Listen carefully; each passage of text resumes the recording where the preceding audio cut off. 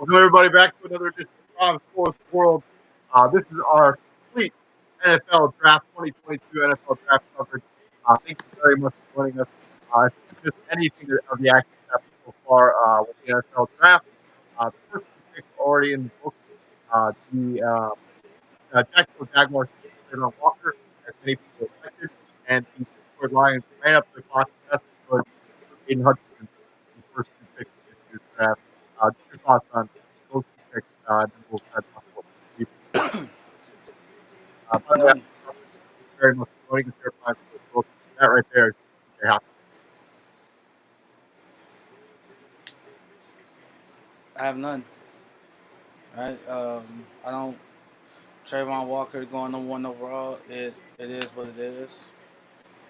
I don't know where. Again, I don't know where the talks of him going first overall came from. Just kind of came out of nowhere the last 2 days or so, something like that. Yeah, Um, again, like it's easy to say it's a reach to put Trayvon Walker number one because of how stacked that Georgia defense was. But it is what it is. It's kind of hard to stand out when it's a first round pick to your left, it's a first round pick to your right. There's there's picks around, there's first round picks all around you on that defense.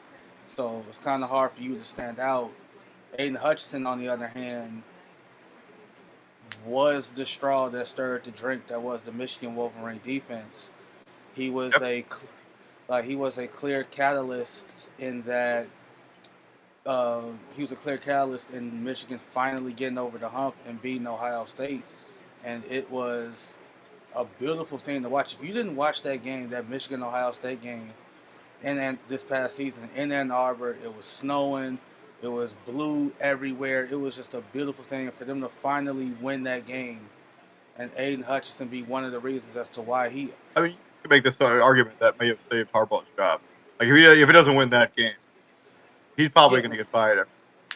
which to me I didn't I never understood. Like, yeah, he lost to Ohio State a lot prior to the season, but if you looked at it, his QBs could never match up the play that Ohio State QBs had. Like, yeah, he had some close calls. I remember a couple years ago they gave an Ohio State runner a first down because his feet went past the line to gain and not the ball, and they gave the Ohio State runner a first down, which basically sealed the game. But So the pick is in for the Houston Texans. They're about to make their pick here at ESPN. We're getting this information from ESPN. What do you think the Houston Texans should do here? Look at the players that have already been taken, the players that are already off the board. I would go with them. I'm going offensive line. Either Evan Neal or Ike Ekwonu go to Houston at 3. Um, that would be my. I mean, this is a team that needs everything. So Yeah, I mean, you look at the screen. I got their team needs are literally like everything. If you go to what's it, PFF mock draft simulator, yeah, they had basically took literally everything for the Texans. For everything. um, I don't. I don't think there's a. I don't think there's a wrong answer here for Houston, unless they go off the wall and go receiver at number 3 overall, which that's a Houston Texan thing to do. well, I mean, DeAndre Hopkins, he never really replaced. Although Brandon Cook has been good, so let's not be disrespectful, but he hasn't been uh, like DeAndre Hopkins good. no, I'm being disrespectful because yeah, I'm being very disrespectful, and that's who. I mean, there's a bevy of ways they could go. They could go Kayvon Thibodeau at I edge. mean, start the season, Kayvon Thibodeau was the number one prospect in the draft, and Yeah, like through really no fault of his own, he's fallen out of favor for NFL scouts and NFL teams. yeah. He was hurt, and he tried to make a go out of it. The one big game outside the conference play that Oregon had was Ohio State. He didn't play in that game because he was hurt. And after battling the little nagging injuries all season, he just said, "You know what? Shut me down. I'm shutting down. I'm just gonna get ready for the NFL." And Derek I Stingley mean, Jr. went third. Derek Stingley Jr. is the pick for the Houston Texans. Um, Wow. he has been linked to that situation. So it's not shocking to hear him go as third overall to Texans. Is you know with some debate probably the best corner in this year's draft.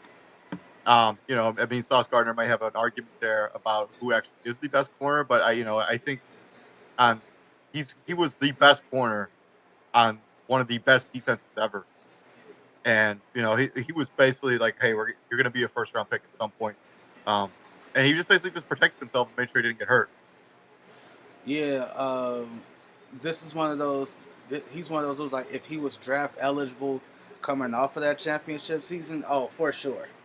For sure. He is, without a doubt, he's going in the first round. He's probably going top 5. He still went top 5, which is insane. I hate, and I'm going to use it. I hate how they used the last couple seasons against him. And it's like, what do you want him to do, right? What does the tape tell you versus his productivity? Like, yeah, he's been beat up the last 2 seasons, but when he's there and he's 100% healthy, there is a third of the field that you can't throw to because he's on the field. That's all you need to know. I mean, but he's an excellent corner. He's an excellent coverage corner. Gives them something they don't have. Like they needed a secondary. I think they could have done something with this maybe later. Maybe address it a bit later in the draft. But I mean, this addresses a need on this team because the team, as we've talked about, needs everything. Derek Stingley Jr. is he probably would have been taken right around here if he could have came out as a freshman. I mean, that's how freaking good he was. Like if that was possible, yeah. Like that's what I'm saying. Like if he was draft eligible coming off of that like it was a lot of dudes on that LSU championship team that probably would have been higher draft picks had they been eligible that year. Right?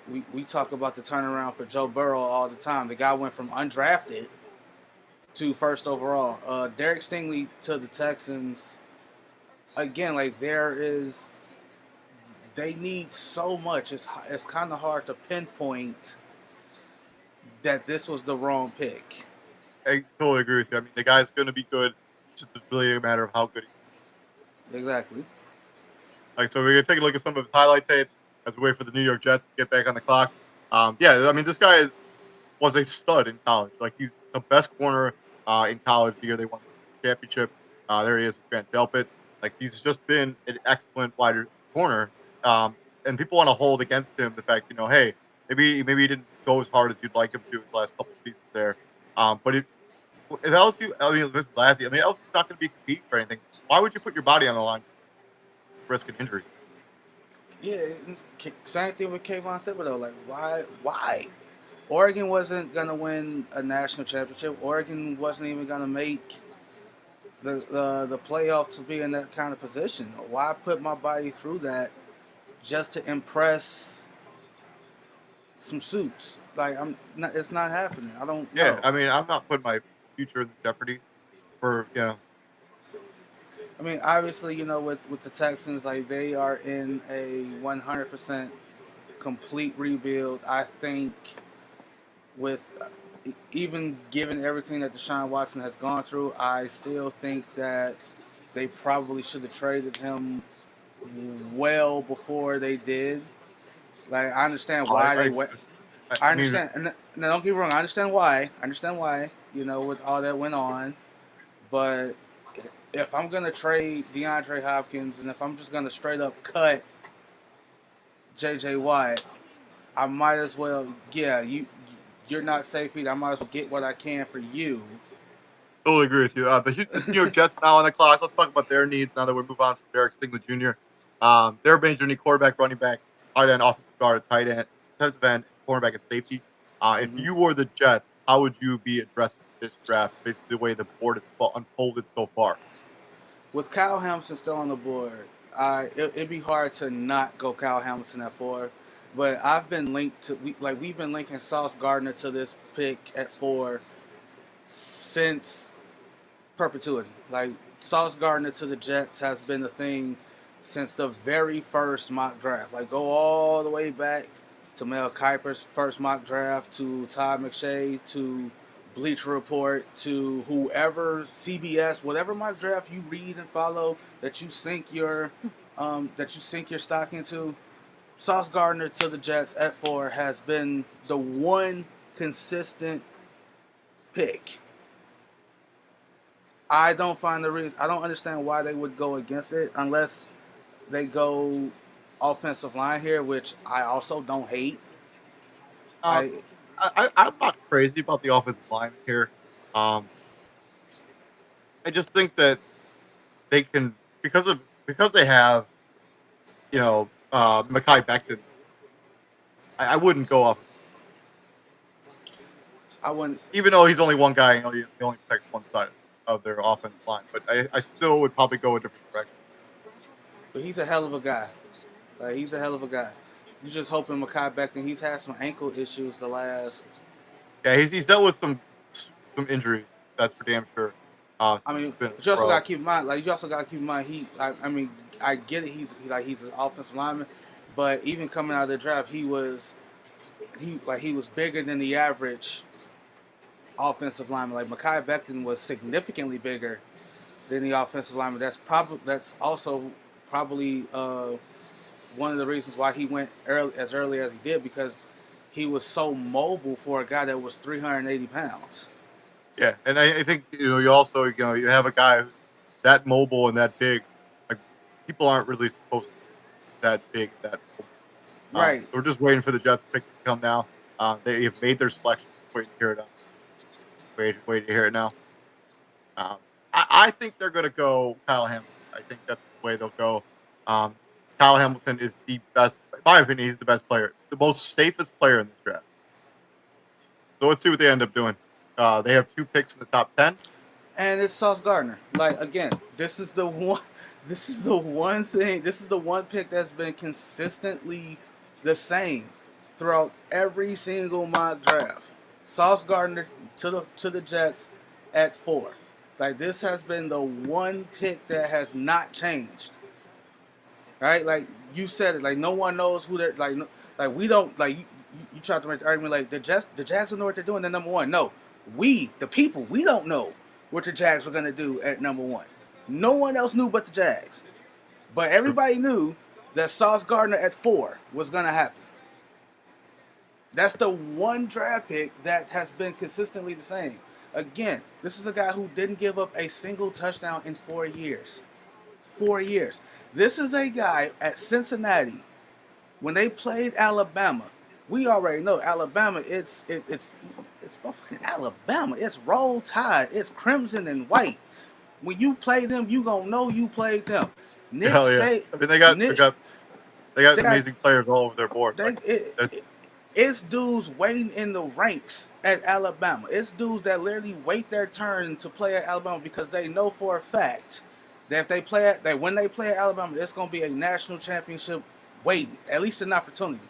Yep. Even with all those guys, Nick Saban literally said, "Don't throw his way" when they played Cincinnati in the college football playoff. Nick Saban schemed away from Sauce Gardner from Cincinnati. Nick Saban is going to go down. Yeah, and I think that this is, he's an extremely safe pick. They need a secondary that needs total rehaul as it is. So this just makes sense just makes sense to move. It makes sense. Again, if I'm the Jets, I'm just hoping Kyle Hamilton's still on the board at 10, so I can just that would be nasty. My secondary is safe, is secure for the next 10 years. But Nick Saban's going to go down as the greatest college football coach ever, and he Sauce Gardner earned his respect. That tells me all I need to know about Sauce Gardner as a player. Plain and simple. He better rock number 1 for the Jets. I don't know who rocking number 1 for the Jets, but it better. I think Elijah Moore wears their number 1 for them. No. You gotta get that up, partner. I'm sorry. You gotta come up off that. It just looks better on him. Just throwing it out there. Let's take a look real quick at a couple of highlights from him this past season. Done at Cincinnati. What did the Giants? So what did the Giants do at 5? At 5. What did the Giants do at 5? I think they could go a myriad of different directions. I mean, I think they could go corner. Not corner. They could go offensive lineman. They could go defense. this is a Giants team that has a lot of holes. I don't expect them to go quarterback. Is the one thing that I don't expect them to do. But I wouldn't be shocked if literally they did anything else. Like the Giants have an open book. Like I think they have good wide receivers. James Bradbury is still kind of a thing. They want to trade him or release him. Maybe they go corner here with oh, there's nobody to take actually. No, they're gonna go offensive line for sure. For sure. Or Kayvon Thibodeau. I mean, he's still there. He's still probably the best player in this draft at the beginning. But as I've said before, I have been wrong before, quite often actually. And as we look at the Giants back on the clock here,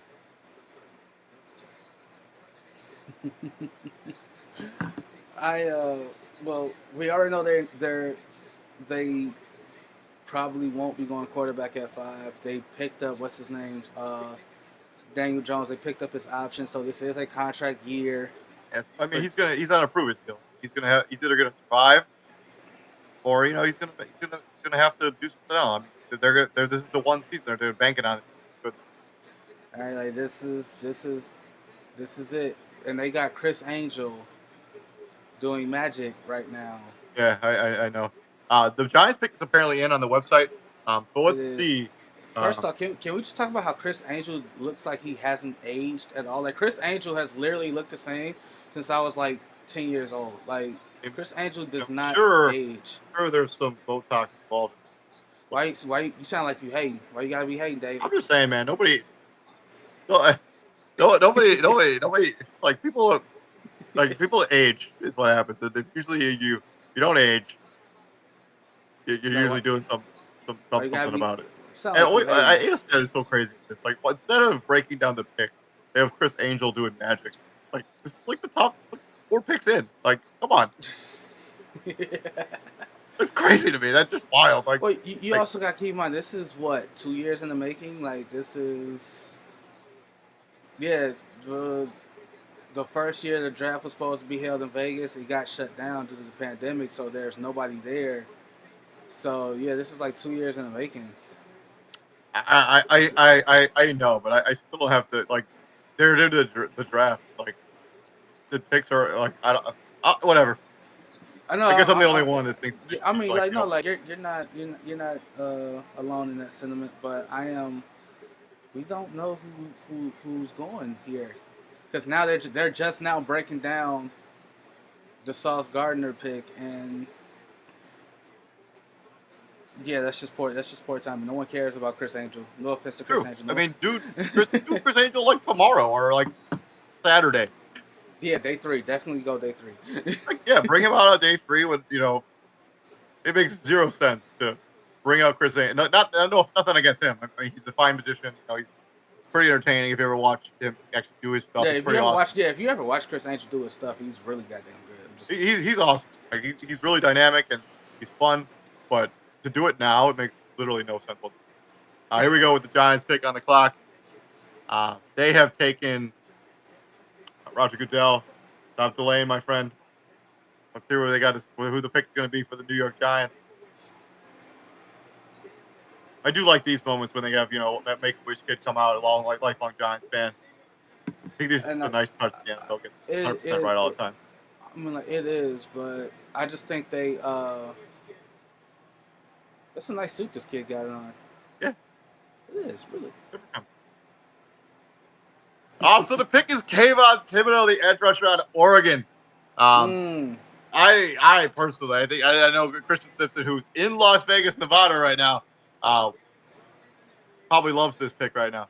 I think this is a really good pick. The guy was mocked as as the number 1 pick most of the year, and he only falls because of just some motor questions, and you don't really know what he was dealing with. I mean, come on, you're gonna be a top 10 pick. All you gotta do is not get hurt.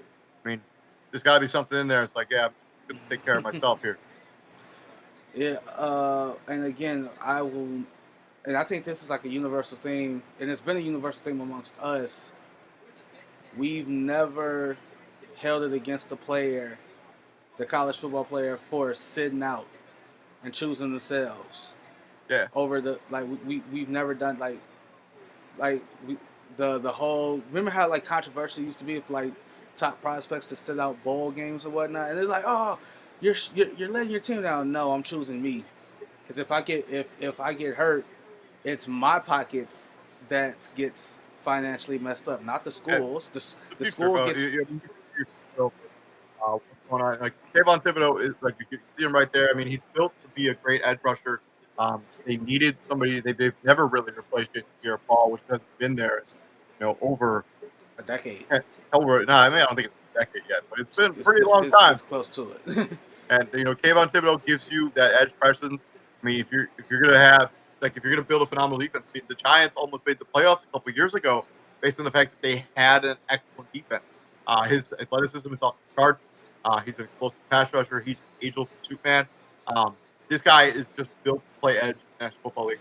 Well, and I have very little doubt that I think this guy's going to be, a borderline all pro player for a long time.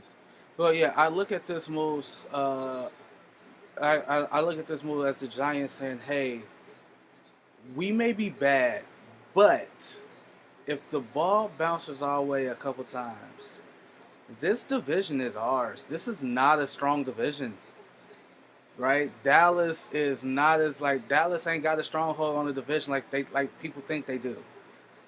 Right? Say what you want about I have no issue with Carson Wentz, but there are a lot of people who are out on Carson Wentz. They don't believe in Carson Wentz anymore, so therefore Washington is no one's taking them seriously. Philly, okay, yeah, you made it into the wild card, but there's still question marks around Jalen Hurts. There's question marks around the defense, their offense as a whole. Everybody. It's not just Jalen. It's just not Hurts, but it's like the collective offense. So if I'm the Giants, right? If I'm the Giants, I made a move. I hired. Oh my God. Buffalo's offensive coordinator. I hired him to be my head coach. Brian Daboll. There we go. Brian Daboll. I hired him to be my head coach. I'm taking a flyer year on Daniel Jones. I'm hoping this is the best year he's ever had. I'm praying Kenny Galladay can stay healthy. Sterling Sharp can stay healthy. If Darius Slayton can stay, I'm praying all three of those dudes can stay healthy. I'm hoping Evan Ingram. Is Evan Ingram still there? Is he still there? No, Evan Ingram signed somewhere else in Greece. Never mind. So they need a tight end. They probably get a tight end in this draft.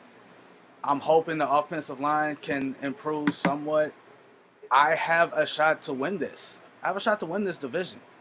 All right? Dallas can't run the ball like how they've been running the ball.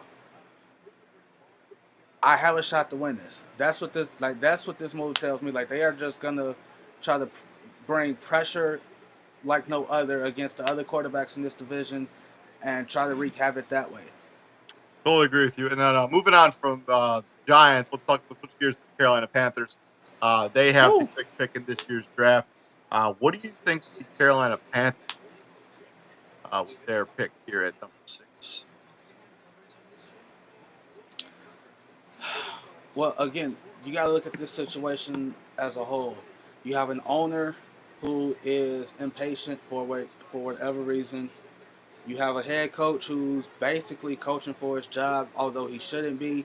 You gave me a 6-year deal, dude, and you're ready to fire me after going into my 3rd year. But you gave me a 6-year deal. I don't know what kind of progress you thought would have been made with the current roster that I have. So, like, a win for Matt Rule going into this season is winning more than 5 games, right? You went 5-11 your first year. You went 5-12 your second year. So you have a combined record of 10-23 going into year 3. But the owner has the unmitigated gall to be impatient with you when you had literally Jack Diddley to work with. Yeah, I mean, this has been an offensive line. It's been in flux. It's been offense in general. It's been in flux. You have Chris McCaffrey's your best player. He can't really stay healthy. And he's been linked to numerous trades. Yeah, so I mean, the Carolina Panthers have been on the clock. I don't think it's completely clear what they're going to do here.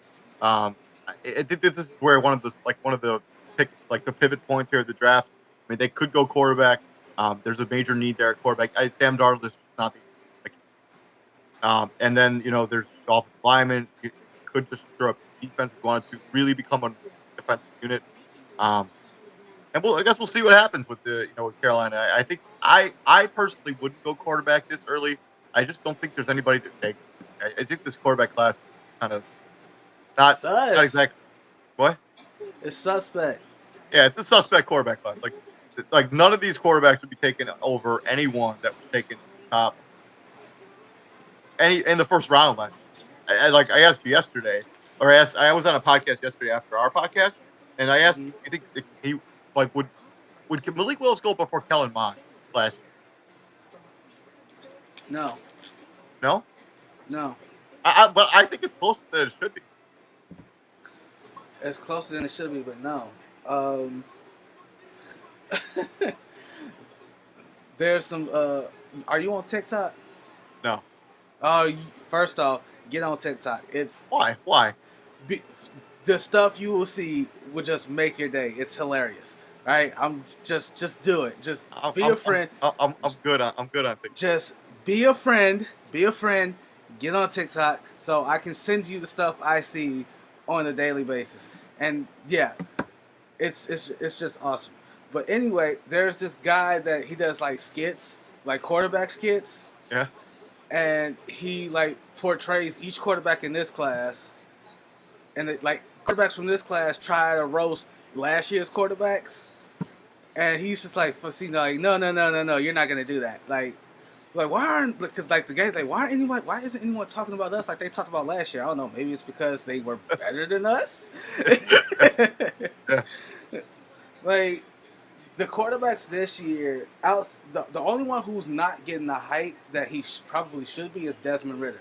Because out of all the quarterbacks in this class, Desmond Ritter's the only one to go to the college football playoff. I mean, he's the only That's one to it. ever really win anything. Like Desmond Ritter won 44 games in college. Kenny Pickett. I mean, he's been a winner, but he's never been.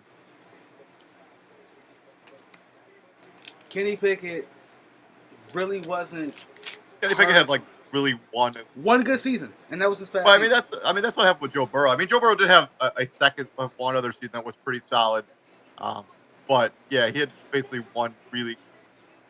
But the season that, but the one season that Joe, but you can't say that because like the one season that Joe Burrow had was historically great. Like I don't think there's no college quarterback. And the pick is in for the Carolina Panthers. Ike Ekwonu, the offensive tackle out of NC State, is in for the Carolina Panthers. 6'4", 310 pounds. Best run blocker in this draft by far, based on the grade. Ike Ekwonu, offensive lineman out of State. Pick. And I'm the Carolina Panthers. I'm the Carolina Panthers. I like to run the ball. Why not? It makes sense to me. I like it for Carolina. I think it makes all the sense in the world. Like you want to run the football. If you want to run the football, you need to have people to block up front, and in order to do that, you need to have offensive linemen. And right now, your offensive line ain't good. And I'm loving this suit he got on. Like, bro, like, again, you never really understand how massive football players are until you're like standing next to him, or see him in a suit like that, Like, okay, like I'm a pretty stocky dude, you know. Like David, you seem like I'm a pretty stocky dude. Like compared to normal people, I'm a big dude, but me compared to them, it's like I'm like a fly. Yeah, I mean, especially when it comes to guys like Ike Ekwonu, man. Like that guy's just huge. Like he's a huge human being, and yeah, he's the best run stopper in this draft by a large margin. And I'm sorry. Go ahead. I mean, he's just the best run blocker in this draft. Like the guy is going to pancake people, and it makes a lot of sense when you're, the Carolina Panthers to get a guy who's a good run stopper. I mean, that's the kind of stuff you need if you're going to run the football and you want to kind of hide the fact that your quarterback's kind of trash. No offense to Sam Darnold, but he's going to need to be hidden. Let's take a look at some of the highlights from Swan. Take a look at him right there. And while we wait for the Giants, I just want to Right give a there. quick MB. Yeah. He's massive, just massive. Right? He's a very large human being. He's Like a very there's no ifs, ands, or buts about it. But the guy is just he's interviewing his parents. That's nice. But yeah, uh, I mean, they give them what they need. They want to run the football. You need to have an offensive lineman in order to do that.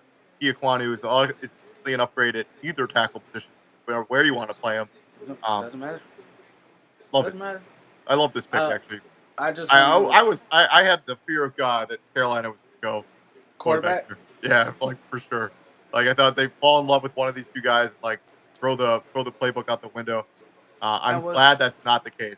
and what's Um, crazy is he has a brother that plays at that. Did I read that right? He has a brother that played at Notre Dame, or is still playing at Notre Dame. I don't have that in front of me, so I will have. I'll look that up off to the 6'4", 310. That's a yeah, massive human being. But yeah. while we wait for the Giants, I just want to give a quick NBA update. Okay. The 76ers are up.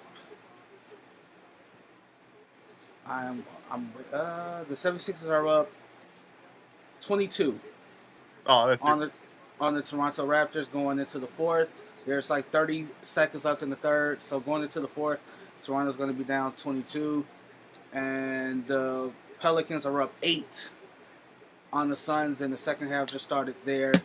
Just real quick while we waited for the Giants and the pick is in. Who do you think it is? I'm going Kyle Hamilton. I'm gonna go Evan Neal. Evan Neal. Izzy, watch the movie with your son. Get off the phone. Let us do this. Yeah. Go. Yeah. Father-son time. The Giants are on the clock. This pick is from Chicago as part of the Justin Fields trade 2021. Their major team needs are right there on the board right there. I think this is the Evan Neal pick or Charles Cross. I have seen some people that are in love with Charles Cross. I don't understand that as a standpoint of taking him over an Evan Neal or an Iquanu, but I have seen that mocked a bunch of times. But I'm going to go Evan Neal. I think he gives you so much versatility in your offensive line. You can literally play him anywhere you want. And if you're the Giants, this has got to be a dream scenario. Coming up out of this draft, it ends up being Evan Neal or who'd you say?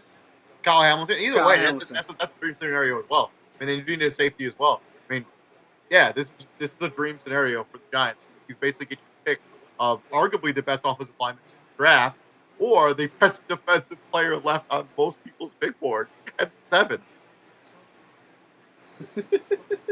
So I mean, yeah, the pick is in for the Giants. Yeah, I think they're gonna. I think. Oh, the pick is in. They have taken Evan Neal, the offensive tackle out of Alabama. I don't hate it. I don't hate it, man. I love it. I think this is how you it. build a good roster. If you have a team that is as bad as the New York Giants are, we have needs everywhere. You got to build it from the interior out. And this is a pick that I think Christian Simpson, who's in Vegas right now, is got to be loving the fact that the Giants came out of here with the guy, two players out of in this draft.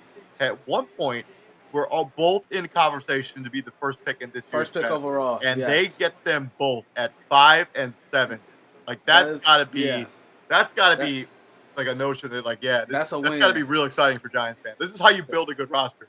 You know, when you fire your old GM because he wasn't good at his job and you bring in a new guy, this is what you want to see out of his first draft. Absolutely. This kind of production. Evan Neal, Kayvon Thibodeau, home run.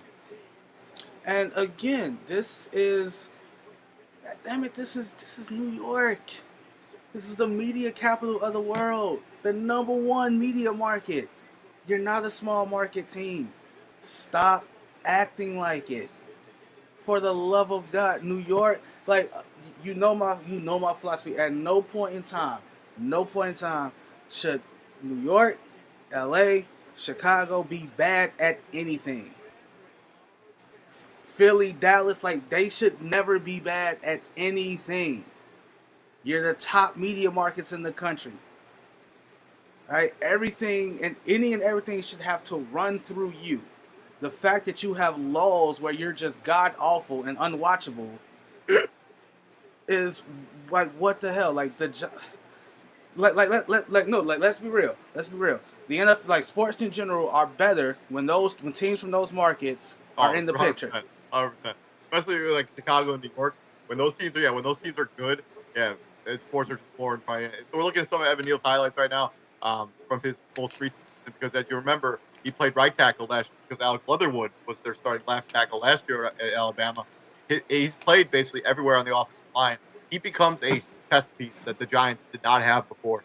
And this is a guy who's going to be around. Yeah, he should be your left tackle in the future. Or you can move him at right tackle if Andrew Thomas decides he wants to continue his NFL career by being a productive player, which he hasn't been so far. Or you can move Andrew Thomas to right tackle and see if he fares better over there.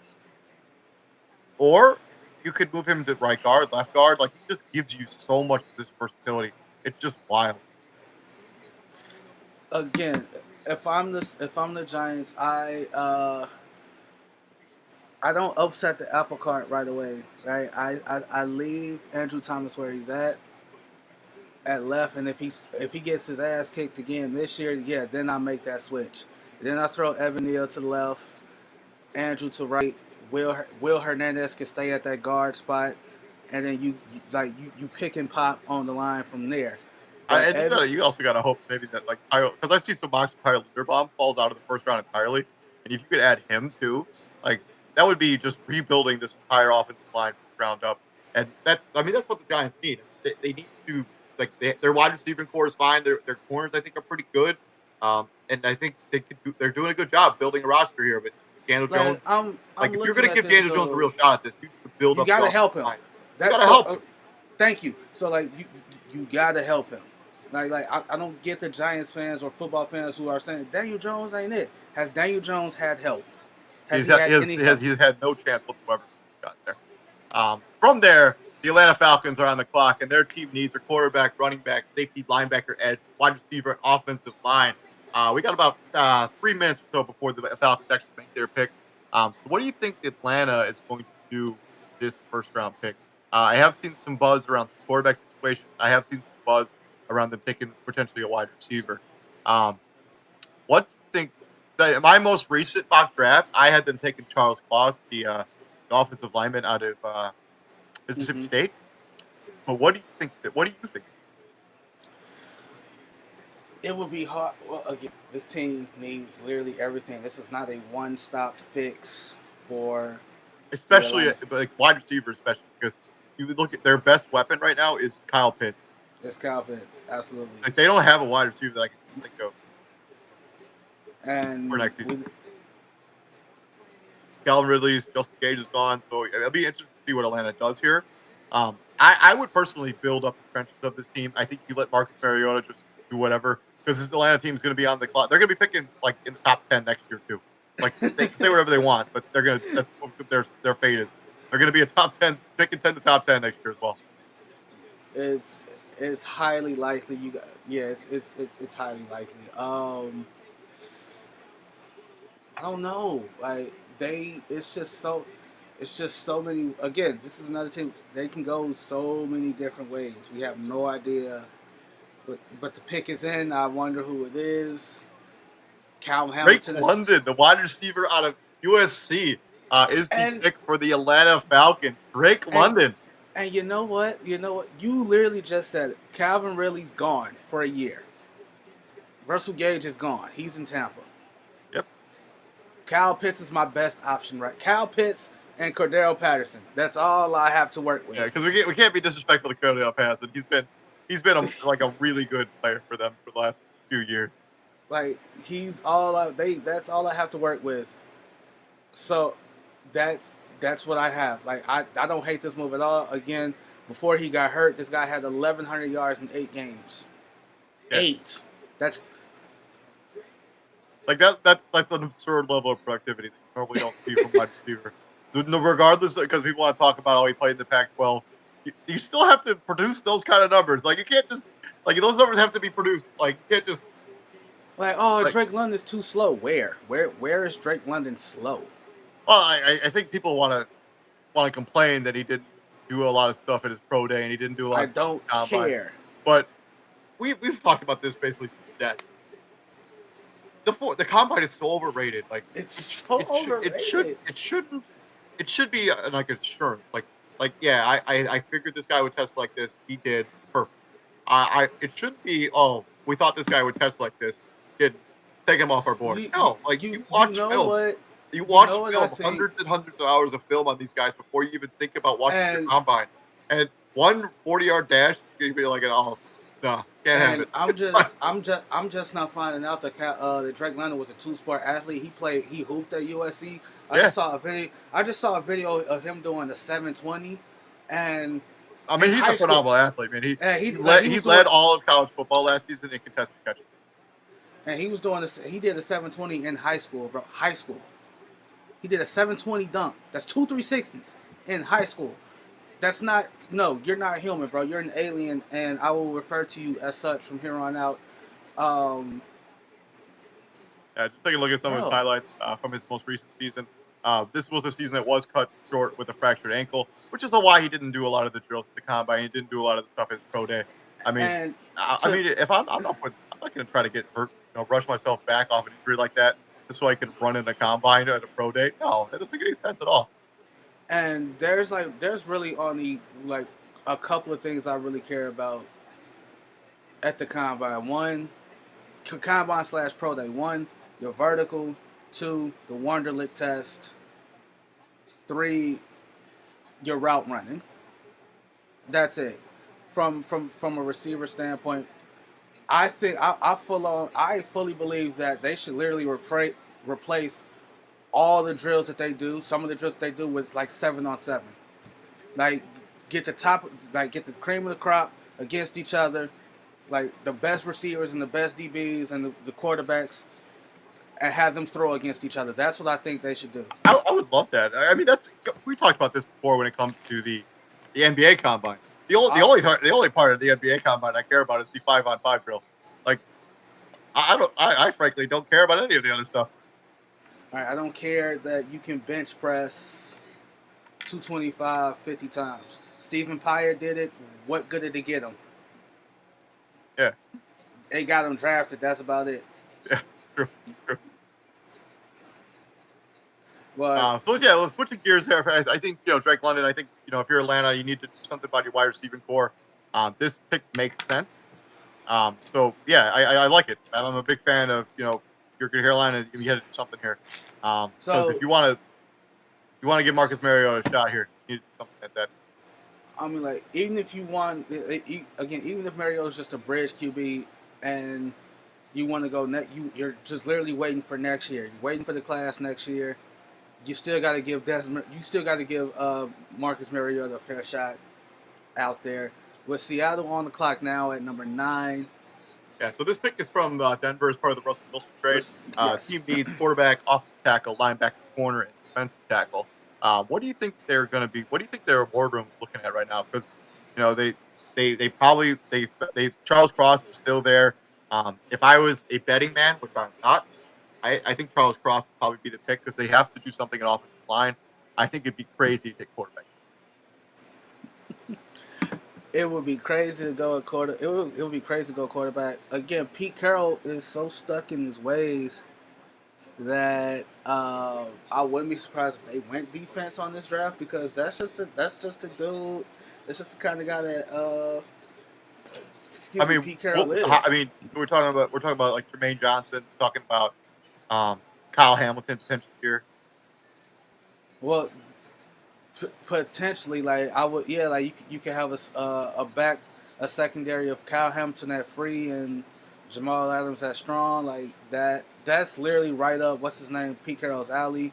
But you got to understand that some of the stuff that Russell Wilson was preaching about is factual, because it's not just Russell Wilson saying it, right? The fans have said the same thing. Like your offensive line has literally been in shambles since you traded Max Unger away. Yeah, true. I mean, it's true. I mean, Charles Cross would make a lot of sense here. People have been like, I saw a big board yesterday or the day before that had Charles Cross like their third highest prospect, which I think that's a little bit absurd. But I still get it. He's a really good offensive tackle. Like he has all the intangibles. He's 6'5", 307 pounds. He's what you look for in an offensive tackle that you want to like in.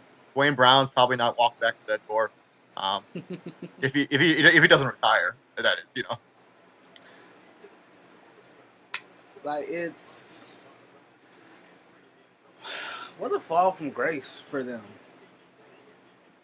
Well, this was always kind of potential here.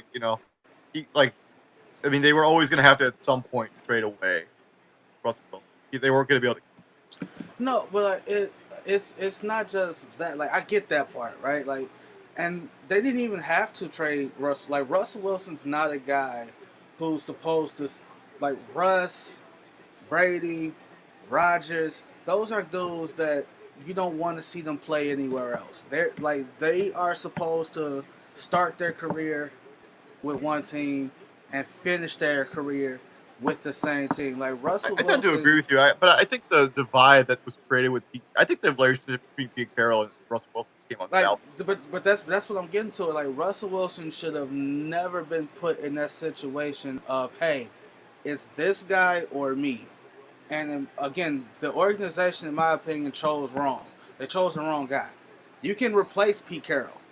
Yeah, he's can't- gonna retire this season next season anyways. Like, if you really wanted to pick Russell Wilson, because Pete Carroll is still the oldest head coach of the NFL. He's not going to coach forever. Like, he's literally going to probably this is his last season. And I'll be honest with you, I don't think he's done a particularly good job of coaching, basically since they lost the Super Bowl against New England. I think there's been real missteps throughout the process that they've tried to basically. So they went from a running football team first, having Marshawn and building up that offensive line and having a great defense. And they kind of Charles Cross, the pick is in for the Seattle Seahawks. The Seattle Seahawks have picked Charles Cross, the offensive tackle out of Mississippi State. 6'5", 307 pounds of offensive lineman. So, what do we think about the pick, and what is your breakdown on Charles Cross going to Seattle? It's a necessary move. Again, it's a necessary move. It shouldn't have taken Russell Wilson putting a position like voicing his frustrations the way that he did. Shouldn't have took that for them as an organization to make the right moves. Russell Wilson's been complaining about two things for the last 3 or 4 years: lack of offensive line, lack of weapons. Well, not necessarily lack. They've had weapons. Lack of offensive line, lack of weapons. He turned. No. Lack of defense. Good. Lack of weapons. Like, okay, DK Metcalf, he runs 2 routes. True. Tyler Lockett, when healthy, is top 10 receiver in the league, hands down. I agree with you. But again, Tyler Lockett, always that little caveat right there, right? He has to be there. Will Dissly, when he got brought into the Seattle Seahawks, he was a blocking tight end. Russell Wilson turned him into a pass catcher. 100% true. Charles Cross is a mammoth human being. He fits the mold we're looking for when it comes to being first of all, left tackle of the future. Watch some of the stuff on. Do you see this man walking? Do you see him? Do you see him walking in his suit? Do you see him walking in his suit though? Do you see him? Yeah, all they suits is custom made, tailor made to fit. Like, because you can't go to no store and buy, like, when you that big, all your when you're 6'5", 307 pounds. Yeah, you don't go to the store and just buy one off the rack. Like ain't no big and tall, bro. You need big and taller. Like you need gigantic and bigger. Yeah. Like you just need. That's what you need. SEC dude, obviously. So you already know he's going up against some of the best competition. Cream of the crop. Cream of the crop. It's Mississippi State they upset Alabama this year. yeah, they did. A lot that had to do with the fact that Charles Cross is a great offensive lineman. Like, he really is that. He is super elite. He basically neutralized the guy who's probably going to be the first pick next year. Yeah, Will Anderson. Yeah, Will Anderson. Yeah, Will Anderson. Sorry. Absolutely. Like, look at him fly. Like, look at these. Like, it's a testament. Okay, yeah. So the Jets are back on the clock, and the fact that they've let 2 minutes go by, no, Kyle Hamilton is still on the board. I'm not wasting any time. I am sprinting that envelope to Roger Goodell. Hey, Kyle Hamilton. Right now, he's still here. Don't be dumb. It's They're there for gonna the they're taking. gonna they're gonna take a wide receiver, man. I'm sure of it. There's their It major is team needs. This pick is from Seattle as part of the Jamal Adams trade. Quarterback, running back, tight end. I don't know why I haven't gotten that quarterback. I just whatever. Running back, tight end, offensive guard, defensive end, corner, and safety are their major needs. I personally, because of how much they were in on the Tyreek Hill sweepstakes, I would be borderline shocked if they didn't go wide receiver. oh and yeah, Debo not coming. He's not coming. Why? Because He's not getting traded. I don't think. he's not getting traded. He's not getting traded to the Jets again. You have 2 first-round picks. They didn't move. They didn't move any of them. They didn't move any of them. Right? I mean, why would you? I mean, there's nobody. There's no way to move. Like, unless you're going to trade back. There's nobody in this draft to trade up. That's just my straight up opinion on it. Like, they don't have. There is no like Trevor Lawrence in this draft. There's no Trey Lance in this draft. There's no Justin Fields in this draft. No, and again, like because Debo Samuel's been linked to the Jets. So first off, it took 5 picks to move Tyreek Hill from KC to Miami. Right? I don't think it'll take that much to get this goal. I mean, we talked about this when we analyzed the Debo Samuel trade request in the first place. Like, he had one good season. One. Like, he's literally been hurt the other 2 years. He had more yards receiving the one season he was healthy than both of his other seasons combined. But again, like he's been linked to the Jets, and if I'm the first off, if I'm San Francisco, you want my best off, like arguably my best offensive weapon. All right, I want both of your first-round picks. Yeah, 100%. The conversation starts. If San Francisco, where wide receiver Garrett Wilson, I don't hate that. Ohio State is the pick for the Jets. That pick just makes it way too much. Like, they were in on the Tyreek Hill sweepstakes. They've been in on Debo Samuel. They kind of swung and missed on both those guys. Garrett Wilson, in many people's opinion, is the best wide receiver in the draft. Bro, I probably agree with that. As long as if Kyle Hamilton is still on the board at 12, and the Vikings take him, I don't want to deal with Kyle Hamilton for the next decade, bro. I just don't want to do that. As a Bears fan, I don't want to do that. Man, Garrett Wilson's sharp as hell too. Like, look at that. Man, that is.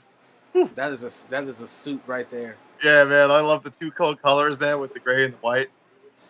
Yeah, that's sharp. That's nice. That but you gotta. Oh man, I kind of feel like you gotta wear a suit and tie under that though. No, like right? that. Right? No. Hey! All bets are off the year Zeke Elliott showed up with a crop top. I know, but that was like his thing, dude. Like, Garrett Wilson. I don't care. Fair, all right, whatever. I guess I'm gonna be an old man, like, I'll get off my yard, old man guy.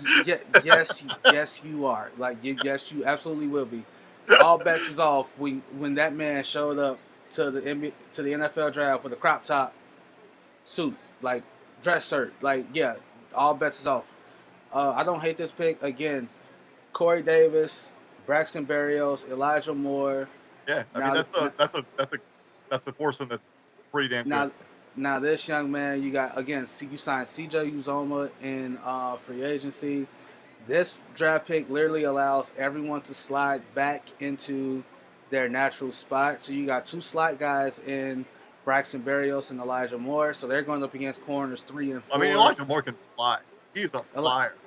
Elijah Moore can fly, but Elijah Moore, to me, is more of a slot guy than a outside the numbers guy. Like, yeah, I'll give you that. I mean, Garrett Wilson is going to be their number 1. Like, watch his highlight tape. If you look at it, like, I'm looking at it.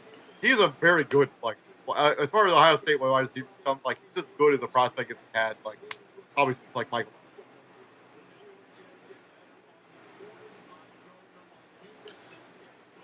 I don't hate, like, so if I'm a New York fan in general, if I'm a Jets fan or if I'm a Giants fan, I am very happy with my team's first 2 picks. I 100% agree with you.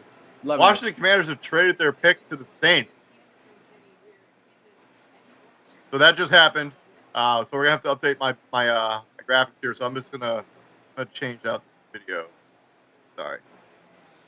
All right. So Okay, So so the New Orleans Saints have traded up with Washington Commanders. They are now on the clock. so with that being said, wow. First, I would be interested to see what the draft compensation they required to make. Well, I Do kind of you think it was both? Go ahead. Do you think it was both of their first round picks this year? I don't know. I kind of think I think this move is them with the Saints. Like, okay, so we've seen Garrett Wilson's off the board, Drake London's off the board. I kind of think this is them saying, "All right, we got to make a move. We got to get that guy. We got to go. We got to go. We got to go. We got to go right now. We got to get one of these dudes now." I tend to agree with you. So I guess we'll see what ends up happening here. Like, yeah, that's them saying like we gotta go. We gotta go. We gotta go. We gotta go. We gotta go right now. Because I think because if we wait, like the guy that we end up wanting is going to be gone. Absolutely, and I don't see they need a quarterback. I don't see it. I don't see none of it. Like I just don't see it. Again, I mean we've talked about this at nauseum. None of these quarterbacks will be traded up. I don't know what the trade details are because I haven't seen that yet.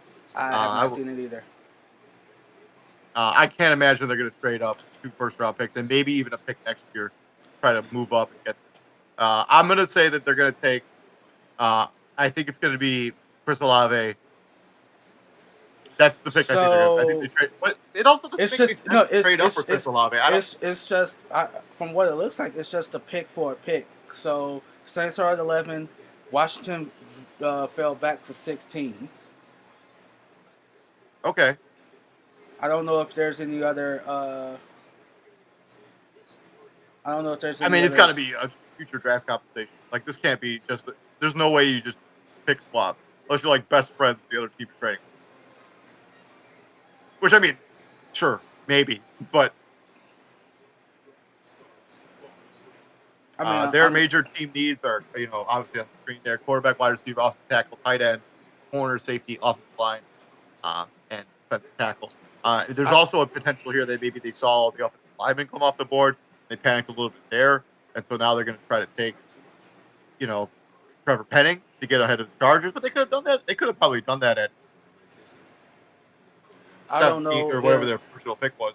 That doesn't make a whole lot. I don't know when Washington was originally picking in the second round because there's an arrow next to their name by the 47th pick. So I don't know if that was originally the Saints who had the 47th pick. I mean, it's possible because I don't think Washington had a second round pick. They traded it for Carson Wentz. So that makes sense. So a first and a second to move up. What was it? 5 slots. 5 slots. That's about right. Maybe a future, maybe a way future first.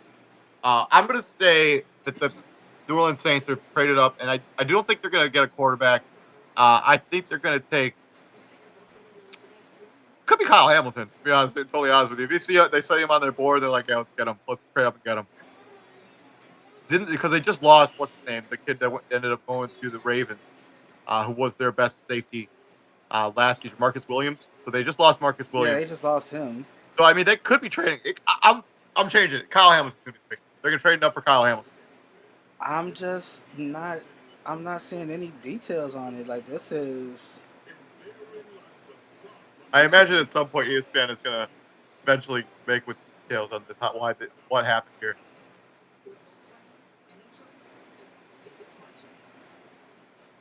Yeah, I'm not.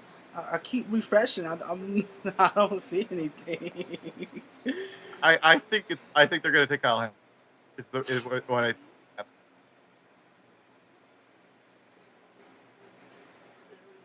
Right. I think it's Olave. I think they just took Chris Olave. I don't really understand trade. If that's the move that they just made, I don't. Okay, so here it is. This is from Phil Yates. The Saints traded 16, 98, and 120 for pick 11. So that's a first, a third, and a fourth. A first, a fourth, and a sixth. that seems like nothing. Like, I would. Wait, pick 98. That's not a third round pick. Yeah, it's a third round pick. Sorry. So a first, a third, 98. What were the two numbers? Hold on, give it to me one more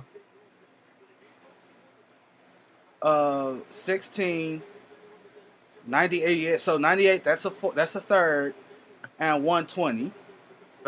That's a fourth. Fourth round pick. Yeah. So a third, and a fourth move up 5 spots. I still think I would. So, that's nothing. So yeah, a pick swap, a third this year, and this year's fourth. Yeah, to move up 5 slots, and it's probably again Chris Olave. Kyle Hamilton. Call it. Kyle Hamilton's gonna be the guy. I reserve the right to be wrong because I don't mind. But he's like, I reserve the right to be wrong because I don't mind. I mean, if I'm wrong, I'm wrong, man. It happens. I'm a human being. See again? This is stuff like this. Like why? Just why? Oh come on, dude! Don't be a Debbie Downer. No, why?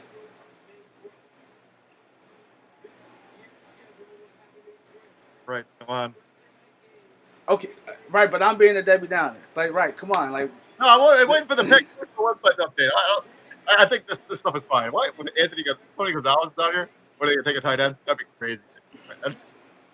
Ray McBride comes off the board right here. That'd be certainly something. I don't get this. Like, what is this? For the Saints pick? Tony Gonzalez? Why is he coming out for the Saints pick? I don't know. Like, obviously the fans are not happy to come out for the Chiefs pick or the Falcons pick. Like, what TV plays for? Like, the fans are literally booing this. Like, they don't care. Like, they just want to know the pick.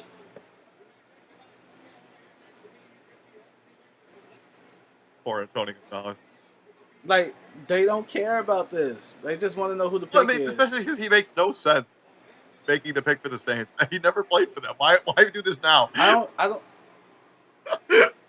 don't even think he's making the pick. It's just some announcement that they're doing. Like, this is the cringe. Is that Rondé Barber? Is that Rondé Barber too?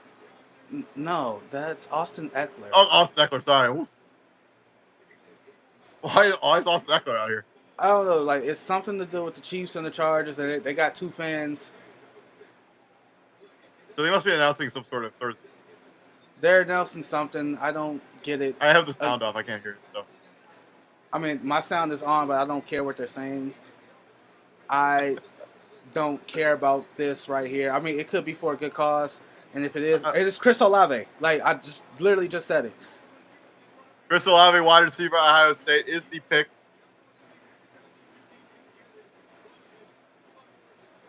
Don't care. Can we literally see the pick? Oh, forget it. I don't care. Hey, man, we're on top of it here at Prime Sports World. We don't need to wait for ESPN to give it a light, dude.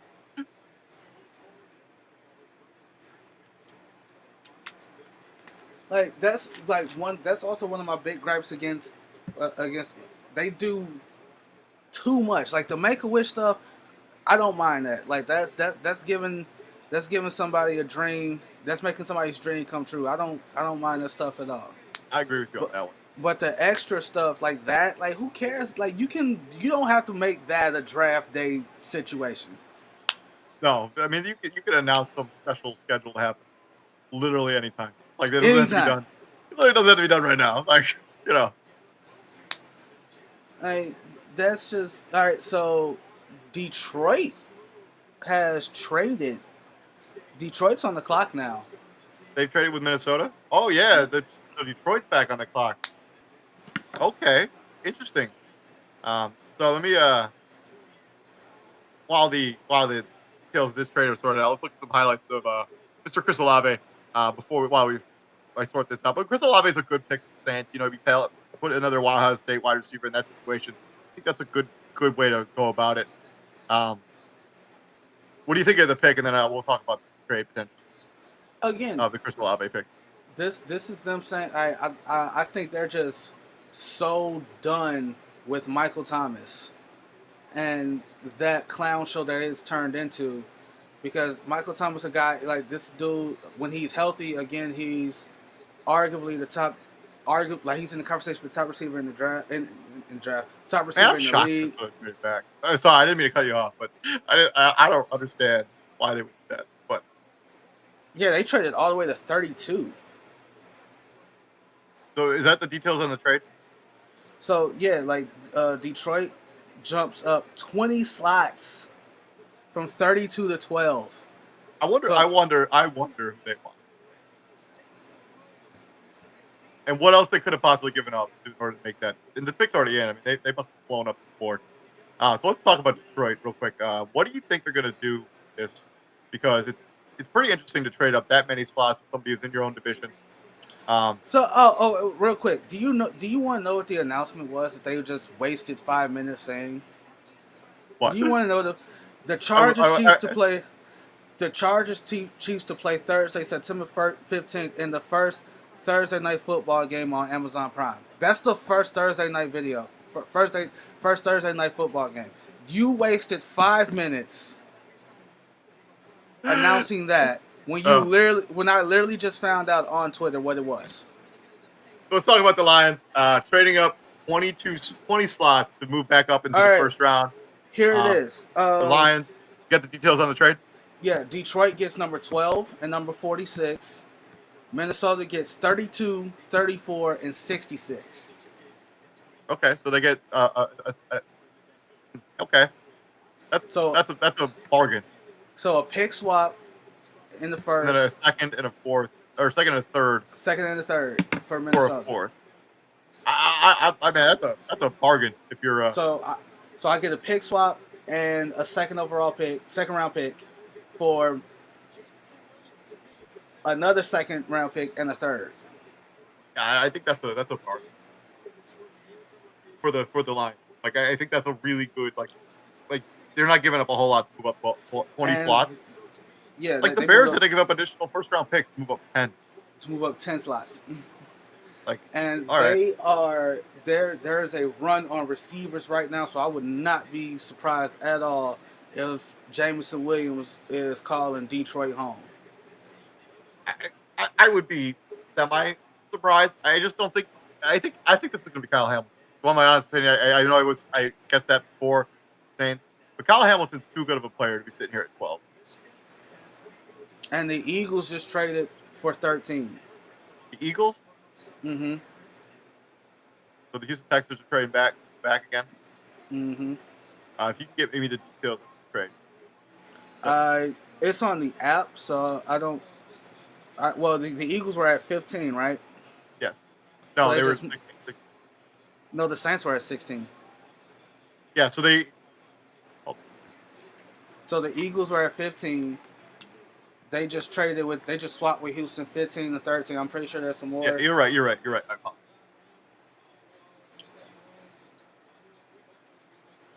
Can we just talk about how clean his lineup is, like his shape up, like Ooh. Crystal Lab. Like, can we just talk about how clean that is? Like how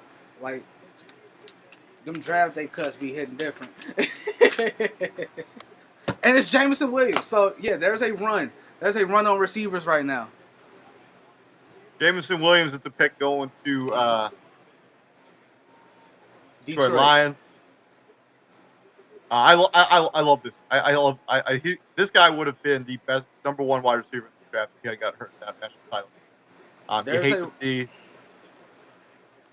Like he would have got all the intangibles to be an elite wide receiver in the next level. Speed, size. Yeah, there's a run on receivers right now. That's why you see teams like Philly moving up because they're missing out. Yeah, I mean now you basically have to get the guy you want right away. Now, you can't sit on your hands and wait. And this is becoming one of those drafts where it just everything's being thrown out the window. Like people are like, you know what? We're not going to sit on our hands. We're gonna find a way to make this all work. So again, man, I don't have a James highlight pack. It's okay. It really is. Like we know what he can do. We are fully aware of what Jameson Williams is capable of doing. Again, if I'm Detroit, if I was I never understood why they were drafting quarterbacks to the Detroit Lions. Like Jared Goff is some goddamn scrub. Like Jared Goff is fine. Just get Jared Goff some weapons. So now I pair Jared Goff with TJ Hockenson, who's trying to make that leap into best one of the best tight ends in the league conversation. He's trying to make that leap because T.J. Hockenson can ball. T.J. Hockenson he's is a not a really good scrub. football. He's an excellent football player. You got And I Amon mean, Ross St. you have Amon-Ra St. Brown. You also Steal have of a Josh steal from Reynolds, last year. who's there. You're building a pretty good wide receiver core there. So again, if I'm Kyle Hamilton, I'm just sitting tight. I'm not tripping. You're gonna be a first round draft pick, bro. Like, don't trip on it.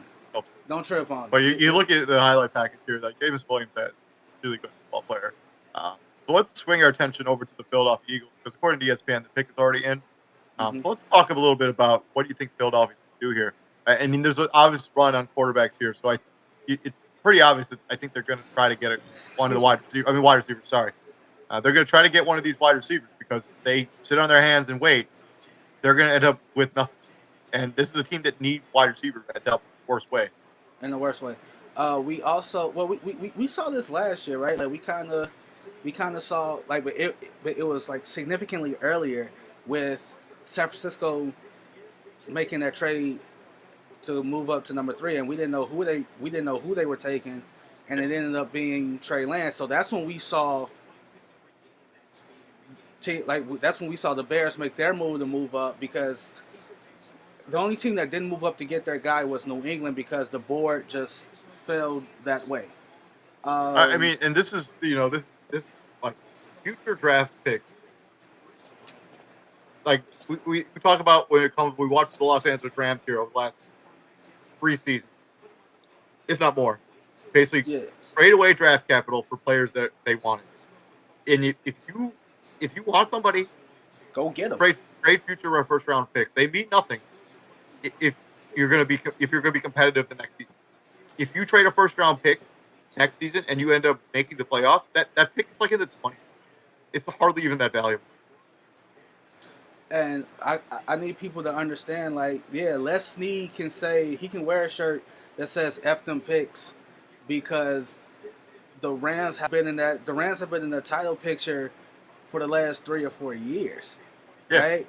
Like, every fans of other teams, like fans like the Bears fans, cannot be like, why are we hoarding draft picks? First off, we're not in the title picture. So we actually need our draft picks to get into the title picture. Right? You can't, like, we can't say F them picks. Like we as Bears, we can't say that. We're not in the position to say that. We're not. So stop that. Like, the Buccaneers can say F them picks. Really. They really can. I already talked about the Rams. The Chiefs can say F them picks. Like, Buffalo can say F them picks. I mean, any of those teams that are the powerhouse of the AFC to the NFC, I mean, it's more valuable to win a Super Bowl than have draft capital. Like, it just is. Like, if you win a Super Bowl, you make so much money for your franchise, more so than having a random first round pick that may or may not pan out. And the latter is more likely because, again, the more you win, the later those draft picks are. Yeah. And the less likely that they're gonna be valuable. Yeah. Like, you haven't happened to see the details on those trade yet, have you? No, I can look though. And real quick, while we wait for this, the Philly game just went final, and Toronto gone fishing. Yeah. Oh, it was 132-97. Yeah. Let me ask you something. So so we got the run on wide receivers here. Who are they taking? Like, I'm like, I don't know who they're gonna take. So let's look at the wide receiver position. So they got Treylon Burks, arguably the best wide receiver still available. Do you think they would have traded up to get him? Jahan Dotson's still on the board. I don't think they needed to trade up to get Jahan Dotson. Dude, he was going to be there at whatever 50. I think they're trading up. I'm going to go on a limb and say, be wrong again. I still think it's going to be Kyle Hamilton. You know who it is? I know who it is. Who? I know who it is. It's Big 99. They didn't have to trade up to get Jordan. I mean, I guess they want to jump the Ravens. And if you want to jump the Ravens, like that's where you had to go. It's Big 99. It's Jordan Davis. Are you confirming that, or is that just something you're saying? It's Big 9. No, that's who it is. I'm confirming that. That's who. Jordan Davis. That is who it is. Jordan Davis is the pick. Okay. It is 90. This is from Albert Breer. This is from who else? Who else said it? Albert Breer, Michael Lombardi, all the NFL guys. It's Jordan Davis. 90. What's his name? The safety that used to play for the Steelers, Ryan Clark.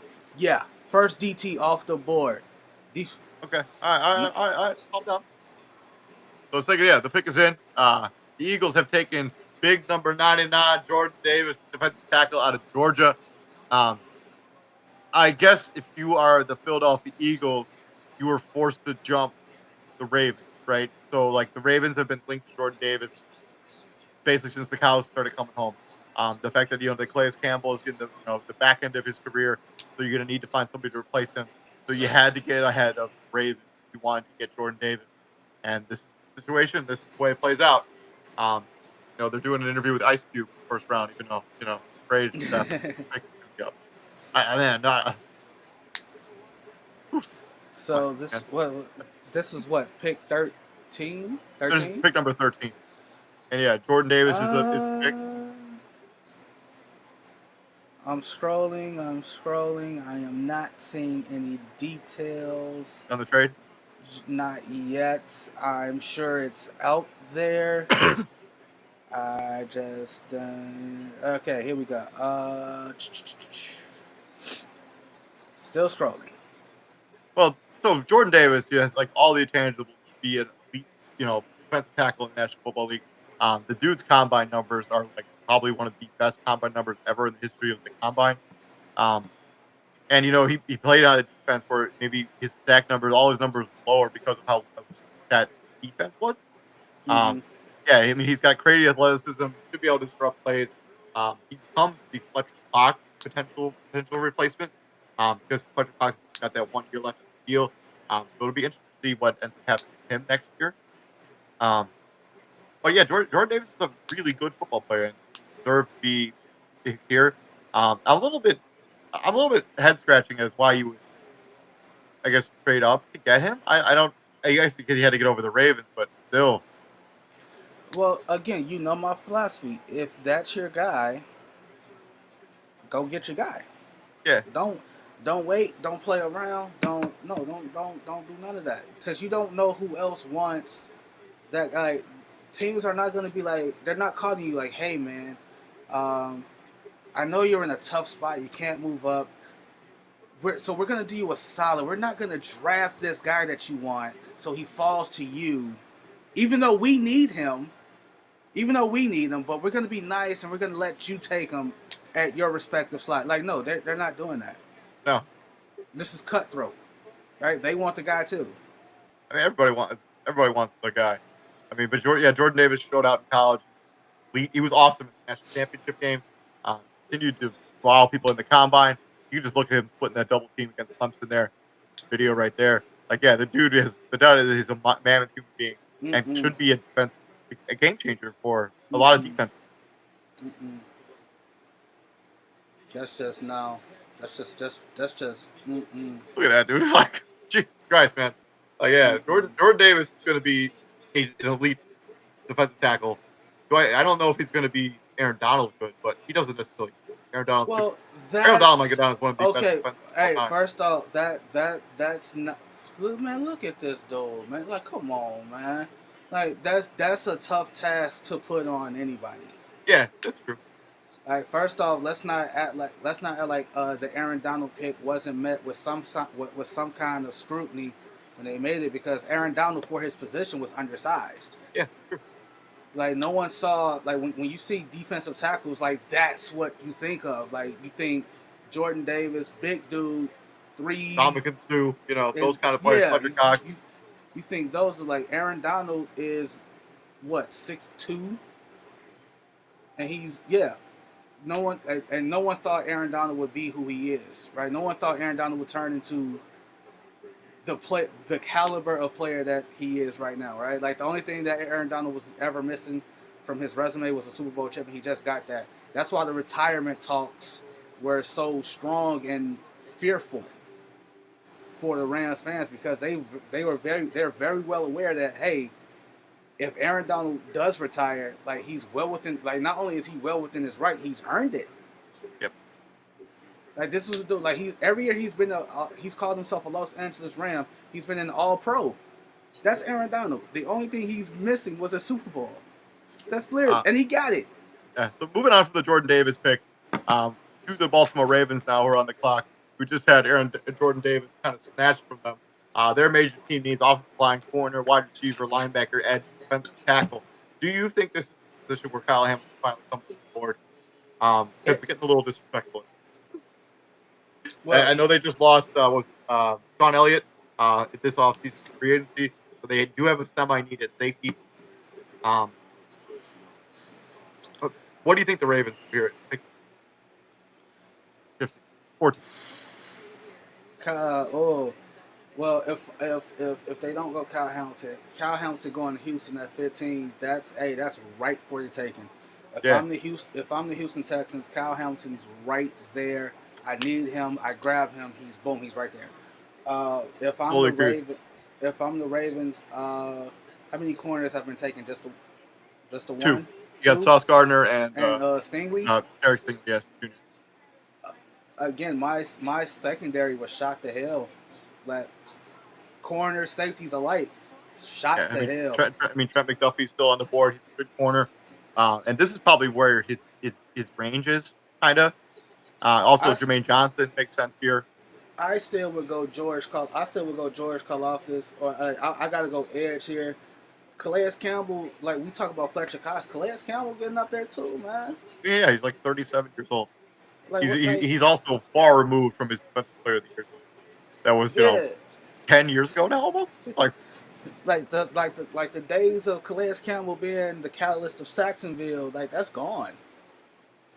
Yeah, he's not that's gone. Seriously, come on, they showing some.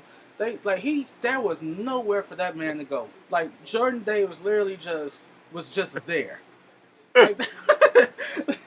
There was nowhere for that man. He like chased down a running back from Arkansas, like chased him down, took him, tackled him behind line.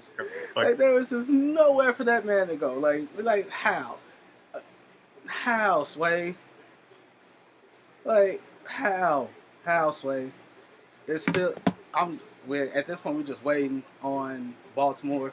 That's another thing. Like you had what 9 months to prep for this. The only thing that you don't prep for when it comes to the draft is the trade. Yeah. Like the draft day trades. You can't prep for that. You know? It'd be pretty impressive if you were able to. Like if you just kind of were like, yeah, this is gonna happen. Like that would be. I mean, we're talking like the most you can do is anticipate. So that's why you gotta have. That's why you don't put like your eggs in one basket, so to speak. So. Like perfect example, like so you can't anticipate the Lions moving up 20 slots. No, for sure right? Not. So if you're in that where'd they pick 12? So if you're in that 12 to 15 range, you're not banking on so you're not prepping like really for so the Lions literally might move from 32 to 12. So if they do that and they get this guy, I gotta have plan B, C, D, E, F in order in case that happens because you're not prepping that far in the future. If I'm the Ravens, I'm going Kyle Hamilton. Hey, he's the best player on the board. I have to. I absolutely have to.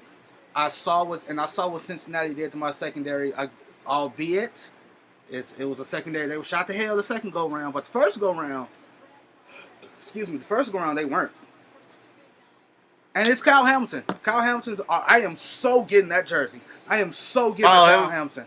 Kyle Hamilton is the pick for the Baltimore Ravens here at number 14.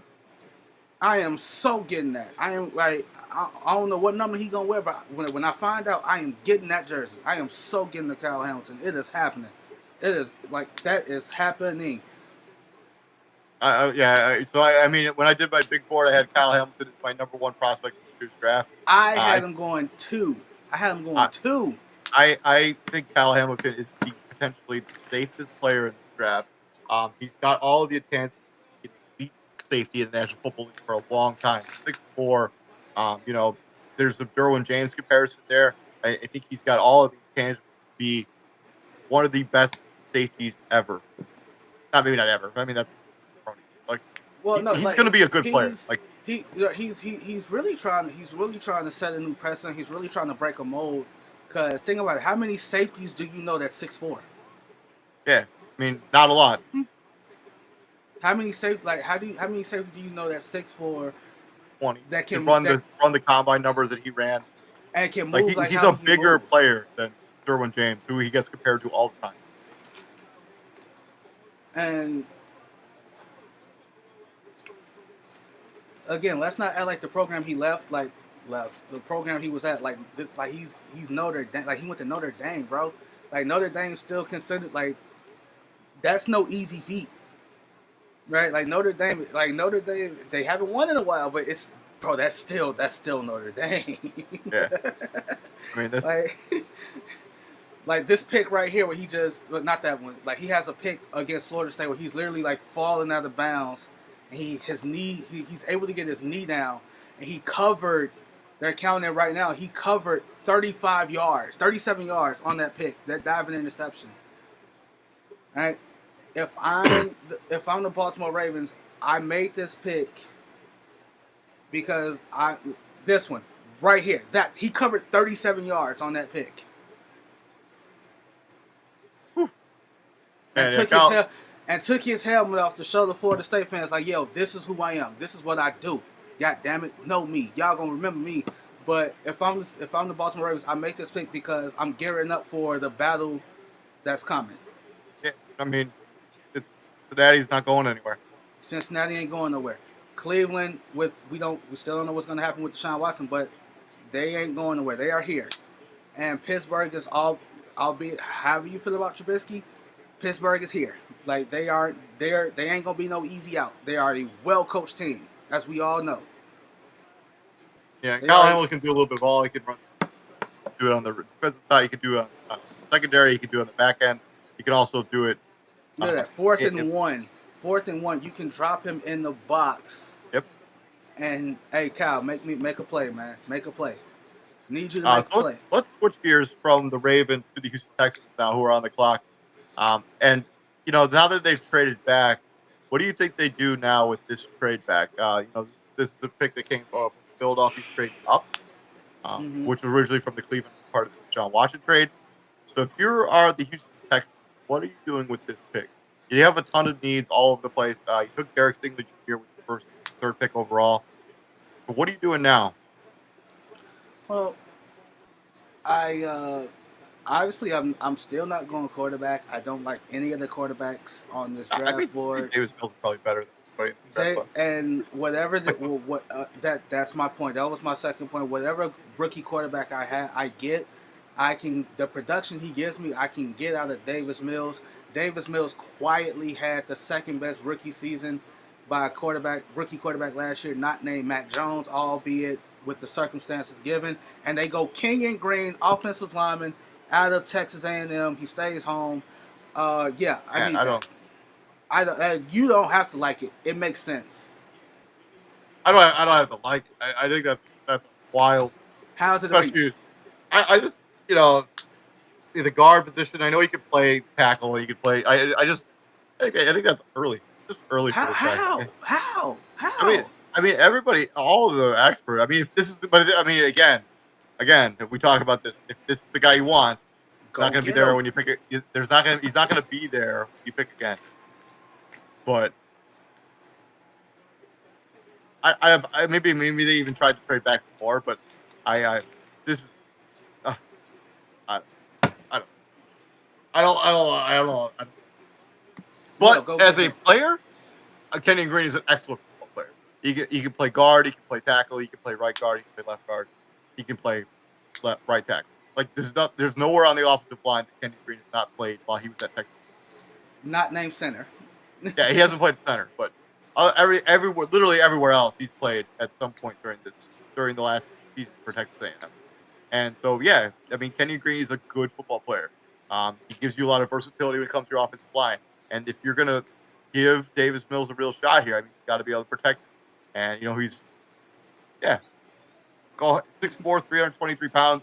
Like, he's the prototypical offensive lineman. And Washington is on the board. The pick is in. We don't know who it is yet because, yeah. Yeah. I feel like they should treat the first round kind of like how they do rounds 4 through 7, where they just they just rattle the picks out because it's like, all right, we got to get through this. Let's do this. Like, No, I I get mean, it. the first round is all about the showmanship because they know the audience is, like, way higher on stuff like this than it is, like, tomorrow or even for sure Saturday. I don't have a Kenny about it. Moving And on from this pick, we got the Washington Commanders on the clock. Their some needs are still there on the board. You got a quarterback, offensive line, linebacker, safety, corner, wide receiver. What do you have the Commanders do here with their first pick as the Commanders? Now that Kyle Hamilton's kind of gone, um, I guess quarterback. I mean, if they want to take Zeke Willis, I mean, maybe you want to, like, give Carson Wentz something to worry about. I don't think he would have much to worry about. Like Oh yeah, if because Carson, Zeke Willis is ready to play right now. that's I don't think that's the way with any quarterback coming really this year. If I'm Carson Wentz and they go quarterback, I am not losing sleep that they drafted Kenny Pickett, Malik Willis, or any of them. Like I'm not losing sleep over that at all. Because if that's the case, why trade for me? Yeah, I mean, you could just have had whoever you wanted, right? Right? You could. I mean, You, Trevor Penning sort of makes sense here. If you're looking for an offensive tackle, this is about his range. Um, if they're looking for corner, I guess Trent McDuffie would be the way to go. Wide receiver, I mean, Traylon Burks here, the Traylon kid from Burks. Arkansas, but that feels like a reach to me here at 15. Um, but I mean, crazier things have happened so far. I think Kenny Green was top 20, but he did. So maybe Traylon Burks will be. I The Cardinals have traded for Hollywood Brown. What? Yeah, Arizona Car. What did they have to give up to do that?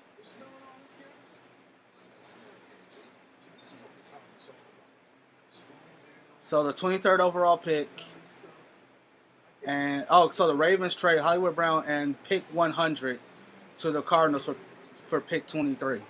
Wow. So the Ravens have gotten back into the draft while trading away one of their best weapons. For the Arizona Cardinals, I love that trade. Getting Hollywood Brown from you probably would have taken at wide receiver anyways at your other pick.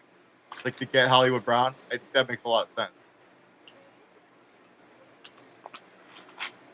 But back to Man, Washington. this has been a wild first round. Okay, like, Back geez. to oh man. If I'm a fan, like because of the way the league is going, I gotta get Terry McLaurin some help. I gotta get him I gotta get Carson Wentz another option to throw to. We here at the Prime, like, we love Logan Thomas. Like we respect the hell out of Logan Thomas. He has turned himself into a very solid tight end. Again, if you don't know anything about Logan Thomas, this was a guy who was a quarterback at Virginia Tech.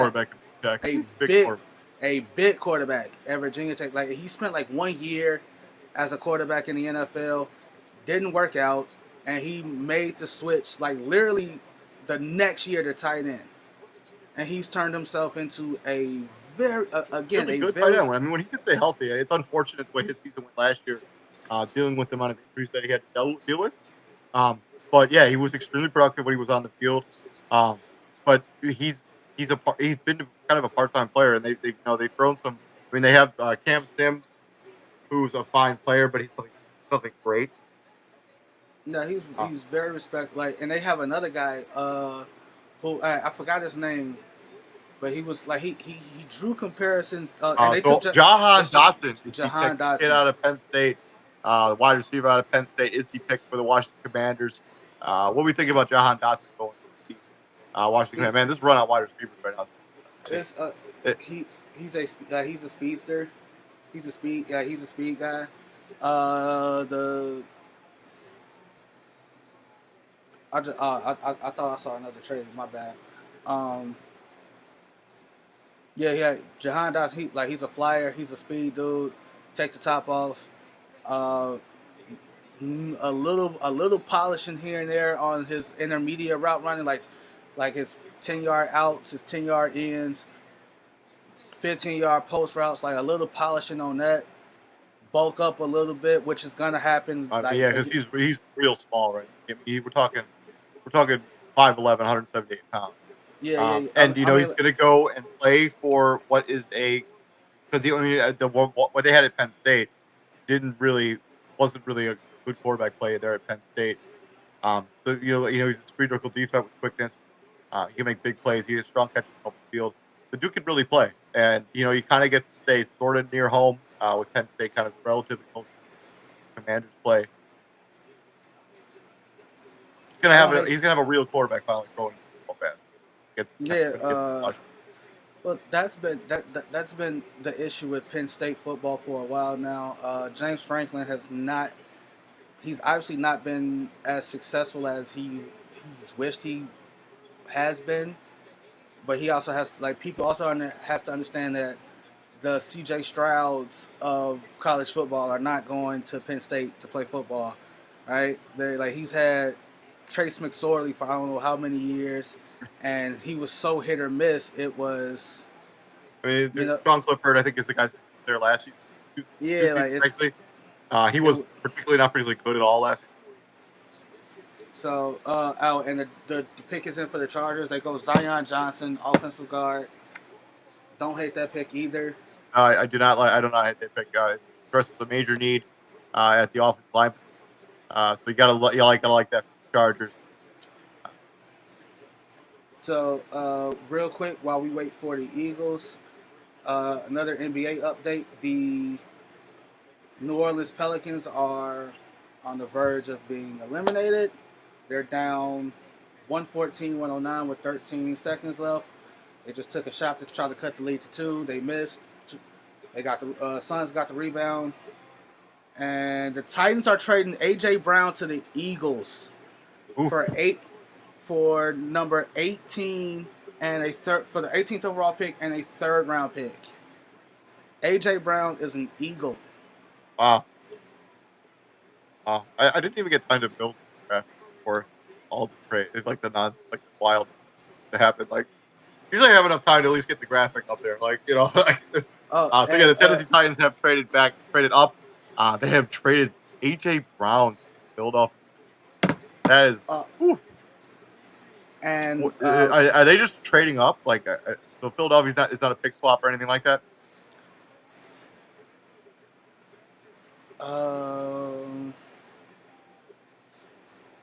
No, they didn't trade. Wait, you said the Eagles?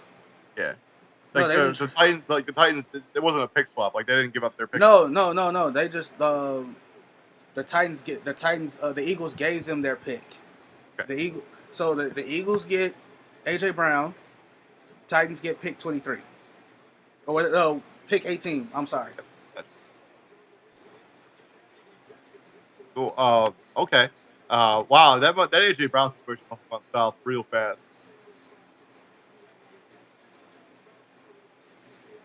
Well, I he goes from one mediocre quarterback to another one. In my opinion. Don't do that. And the NBA update again. New Orleans that just went final. Phoenix 115, New Orleans 109. Phoenix wins the series 4-2. Chris Paul dropped 33 points, did not miss a shot. He was 14 of 14 from the field. Didn't miss a shot. Chris Paul did not miss a shot. Let's talk about Zion Johnson a little bit before we move on to the Titans stuff. What do we think about Zion Johnson's prospect? Gives them some real versatility at the offensive line. He can play off tackle or guard. He's a perfect what they want to do there in Los Angeles. He's a big body guy who's just going to be good as a pro. Yeah, he's going into a situation he has consummate pros around him to learn from, learn the ins and outs of the game. again, like it's hard to not soak up knowledge from a guy like a Khalil Mack, like a Joey Bosa, or Derwin James, Yep. right? Like you're gonna learn how to be a pro when you sit in the room with those guys. I'm trying to think of the guys they have on their offensive line. I mean, Rashawn Slater. They got Yeah, Corey Linsley. I mean, if the rest yeah, of it. I mean, Billy you, Turner. I think is on that team too. yeah, like and that's just you got hella guys to learn from on that. He's a what you call it. He's definitely going to be. I don't think he's going to be a. He has the potential to be a day one starter, but He will be. They need think help so. off the line. Yeah. I don't. Yeah. So who do you play? Like who do you play him over? Well, Take a look at Corey Linsley's a center, so he's not gonna. He's obviously not gonna play center. Yeah. Right.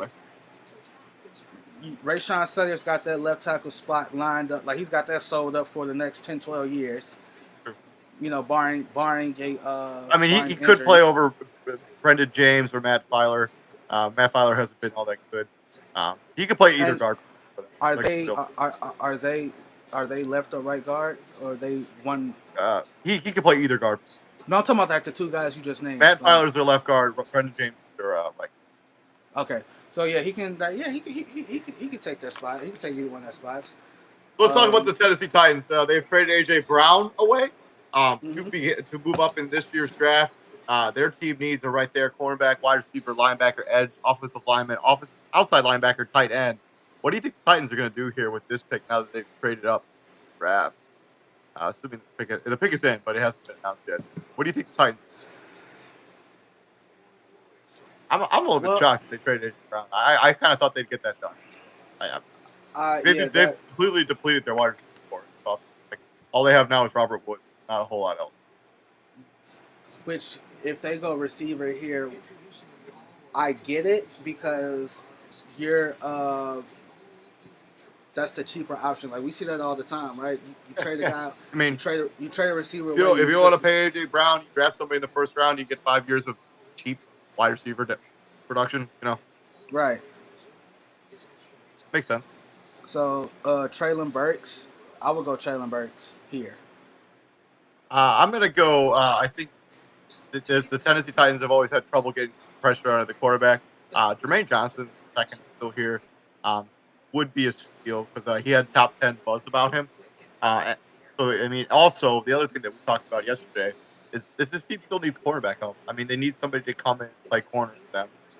They could take Trent McDuffie, get out of Washington, the best corner available on the board, or they can do a major swerve and decide, you know what, maybe next not for us.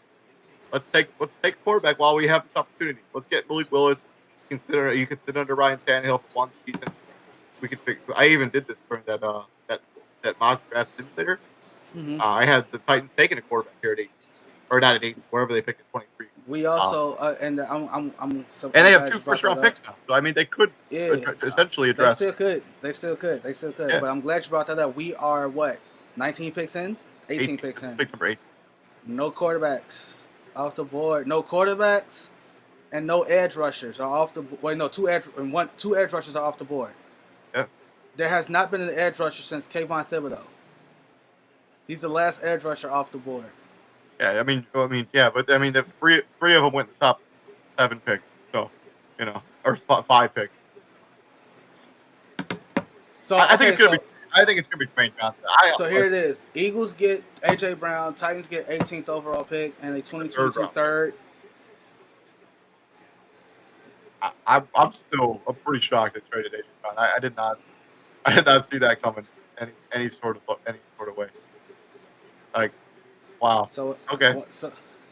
Well, that again, I just hope AJ Brown doesn't fall into the same situation with but he's Philly. An excellent compliment.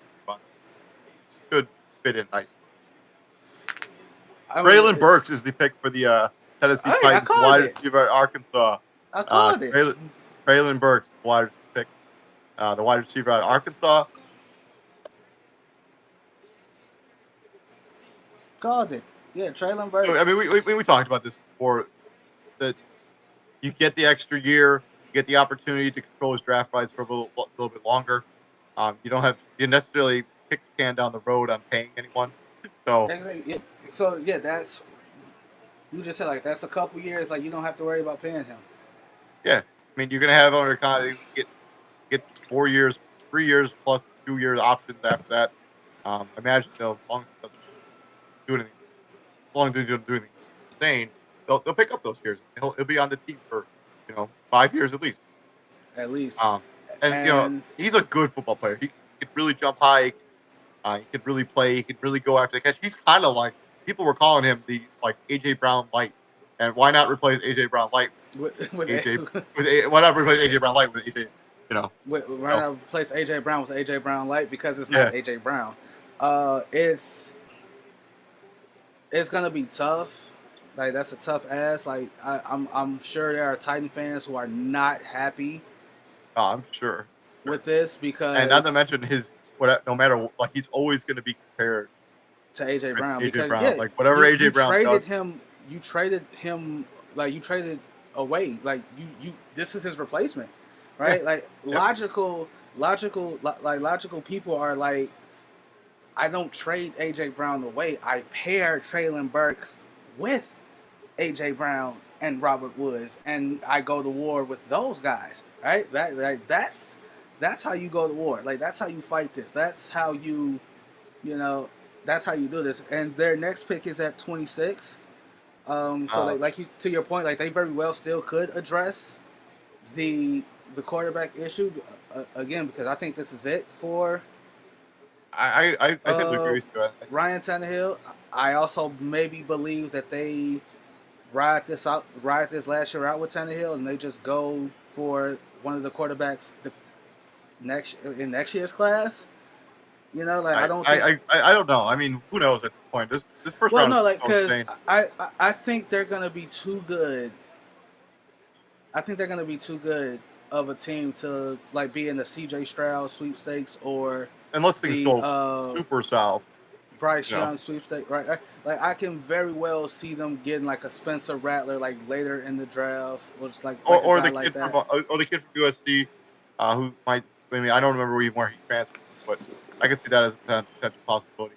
From the Titans, let's move over to the New Orleans Saints, who are on the clock now. With their first pick, they took a wide receiver. What do you think they're going to do with this pick? This pick was also part of Philadelphia as part of a pre-draft trade. Trevor Pennington is still here, the offensive lineman. Both quarterbacks are here potentially. How shocking would you be after already trading up, not taking a quarterback? How surprised would you be if they took a quarterback after all is said? Pretty surprising. Again, like the book. I'm not gonna say the book is out on these guys, but no matter where you take one of these quarterbacks, it's gonna be called a reach. Right? Like no matter where you take one of these quarterbacks, it's gonna be called a reach. Like there is, like you said, there's no Trevor Lawrence in this draft. There's no Justin Fields in this draft. There's no. Trying to think. There's no. I mean, there's no Zach Wilson in this draft. There's no Trey Lance in this draft. There's none of those guys in this draft. These guys don't exist in this draft. I said when we first kind of opened up the show here. By the way, joining us here is Israel Rivera. We kind of started when he started the show here. I think, like, if you compare, Malik Willis to Kellen Mond last year, I think it's closer than it should be when it comes to draft process. Like, they're not that far apart. And Kellen Mond wasn't even Kellen Mond was a what, 4th round pick? I think Kellen Mond went second. That's wrong. I think right now at this point in the draft, you're starting to see teams that they're not reaching for a quarterback. They're going for team needs. Now there's a couple picks up there like Drake London going ahead of Garrett Wilson, Derek Stingley. You could make the argument there that Drake London is probably, if he had stayed healthy and been able to do all the stuff at the combine, all the stuff at his pro day, I mean, you could be attested as the best wide receiver in the draft because his productivity last year. You could make the argument, but I mean, Garrett Wilson right there looks like he might be the best wide receiver in the draft, but that's just my opinion.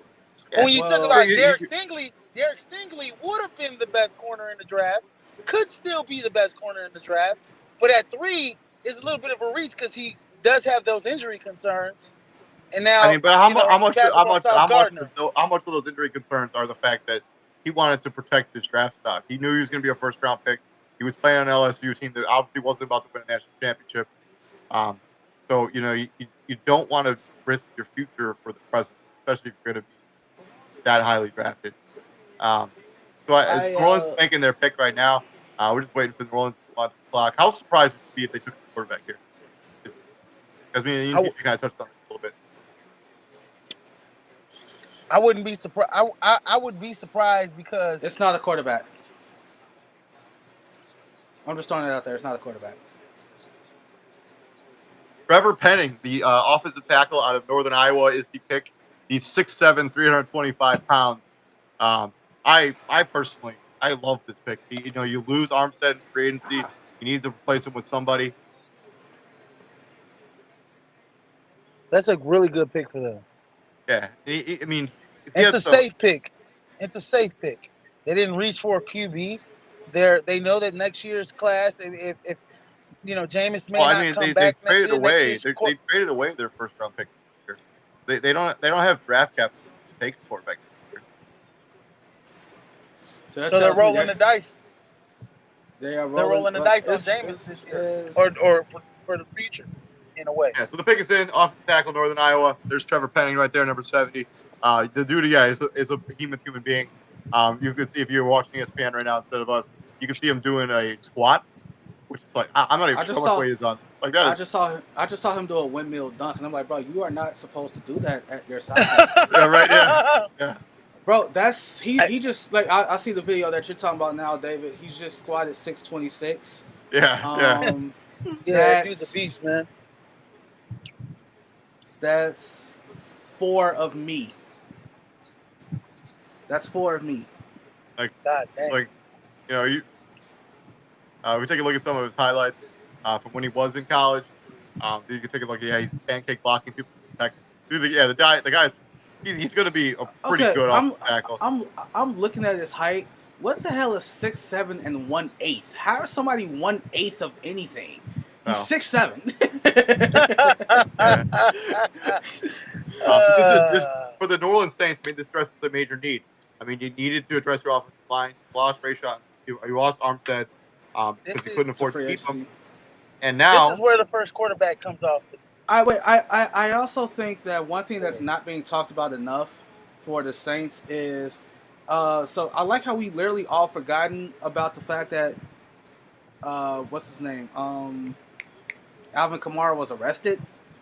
Yeah. And no one's heard because this offseason's been insane. Like no one has heard anything else about it. Like Alvin Kamara got arrested and we haven't heard not one other word about it. And I have to ask, like, what is going on with that situation? Why is it not being talked about? I mean, the video is horrendous. So who knows? At this point, let's talk moving on to Pittsburgh Steelers around the clock. Team needs right there on the screen: quarterback, offensive line, quarterback, defensive tackle, safety, inside linebacker. Do you, Izzy said this is where the first quarterback comes off the board. Do you think the first quarterback comes off the board here today? No. I honestly tend to agree with you on here. I think this team has so, TJ? No, hell no. Before you jumped on, I was telling David, like, no matter where a quarterback gets drafted, if they go in the first round, it's gonna be classified as a reach. And AJ Brown definitely got his money. They just gave him $100 million. Yeah, there you go. Good for him. Seriously, he deserves it. Philly did? Philly? Yeah. Oh yeah, so they got traded to Philly. Yeah, so a lot happened while you was at the movies. AJ Brown got traded to the Eagles. Hollywood Brown is now a member of the Arizona Cardinals. Yeah. I'm in the breaking news chat. These cats give me breaking news before breaking news comes on breaking news. 5 billion first round picks got traded in a row. I think the pick, if I'm going to go on a limb here, I'm going to say the pick's going to be Tyler Linderbaum, the center out of Iowa. The guy's probably a top 10 prospect this year's draft. He's going to be an all-pro type player for a long time, and he replaces Maurice Pouncey, or whichever Pouncey brother they had. Marquise. They had both. They had both at one point. Yeah, so I think that they're gonna take Tyler Linderbaum. I don't think this is going to be a quarterback. All I know is if you're Izzy and you're a Packer fan, you're kind of upset that they didn't try to trade up to get one of those receivers because like Izzy, while you were out, the Lions moved up 20 slots. They moved up from 32 to 12 to get Jameson Williams. For two. They moved up 20 slots. Right, so yeah, I saw that. That is, I don't think I've ever. They gave up the 32 to 34, and their other second round pick, if I'm not mistaken. A third. A third. Yeah. Okay, yeah. To move up 20 slots. Yeah, so I think what the Lions are doing, they know that next year is going to be an excellent a way deeper quarterback class, and honestly, they know that they're not going to win. They just want to stay competitive. Be a good quarterback class. This quarterback has. I still don't think they go move off of Jared Goff. Again, why y'all so quick to get rid of Jared Goff? I mean, why y'all don't like Jared Goff? What is wrong with y'all? Yeah. I agree. I mean, Jared Goff is only 28 years old. We talked about it. 27. Like, he ain't even turned 28 yet. Rudy Gobert is so trash, bro. Rudy Gobert is so trash. He is so. Yeah, I mean, David. I mean, when I look at the Lions, they're gonna want to be. They're gonna be the same type of team next year. They're gonna be competitive. I think they're gonna take a little step up. They might win 6, 7 games. They might win 5, 6, 7 games. Maybe. I got them at 7 games. I hope they don't increase their win total by 1 game. I hope not. Please don't. No, I think that their ceiling is gonna be 7 games. Pittsburgh Steelers on the clock. With their pick, they have picked.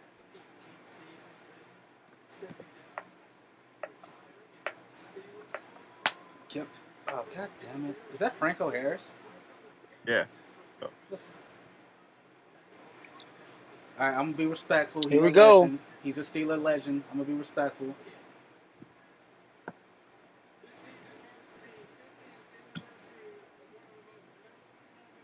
So with the 20th pick, the Pittsburgh Steelers have selected.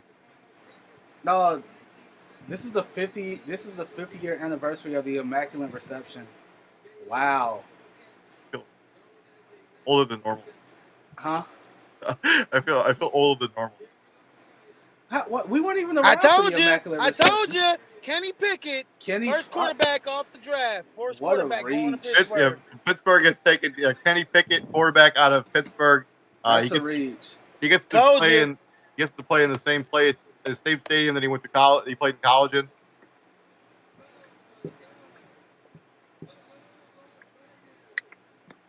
That's a reach. I do think it's a reach, especially because you have Trubisky there. Hell of a reach. Kenny Pickett is the most ready guy to play now.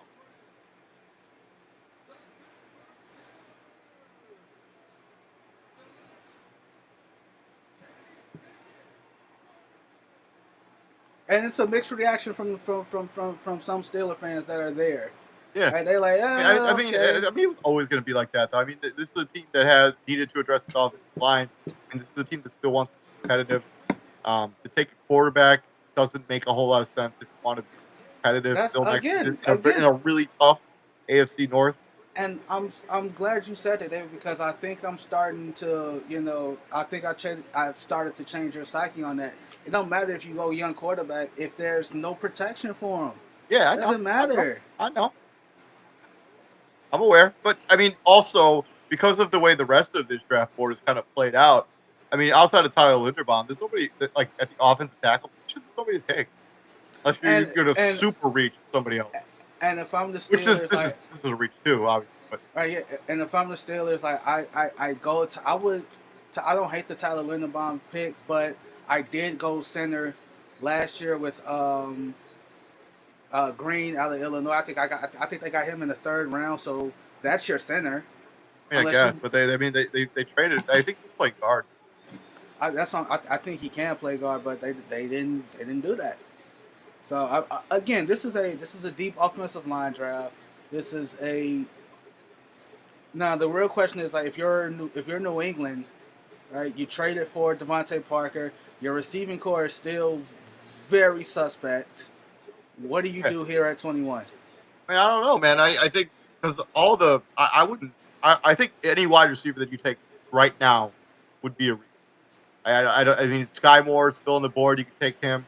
You can take the kid from North Dakota State, whose name is completely escaping me right now. Wait, who? Who'd you say? The kid, Christian Watson, the kid from North Oh, Dakota State. North Dakota State. Yeah. Yeah, you could take him here if you really wanted to get a wide receiver, if that was your heart was set on that. But there's no scenario where taking a wide receiver here is not somewhat of a reach. I mean, Trent McDuffie's here. I mean, you lost, J.C. Jackson, you lost Stephon Gilmore. You didn't need to address those situations here. I think the Patriots are going to go The corner. I think Patriots traded this pick to the Chiefs. So I told you the Chiefs were not going to stand pat at back-to-back picks. They were moving. They were going to trade one of those picks, and I'm finna look it up right now how it went down. So the Patriots traded back, or no, they didn't. Wait, did they? They're still there at 29 and 30. So what did the Patriots? I mean, it's possible they traded future draft capital. So yeah, this pick from New England. The Kansas City Chiefs are down on the clock. Needs cornerback, wide receiver, edge, linebacker, defensive tackle, safety. I will say I do not think they're going to take a wide receiver, especially if they kept both of their first round picks that they had. I think they're going to go George Karlaftis, the edge rusher out of Purdue. Yeah, I think he makes a lot of sense here. He probably won't be there, and he had to jump Green Bay in order for him to still be available. Okay, I think it'll be interesting to see what the end up what the pick is, what the draft compensation or trade. Yeah, the Patriots traded down, so the Patriots have 29. KC goes up to 21, and they went Trent McDuffie. Cool. Okay, so that's I think I'm trying to find a reliable person.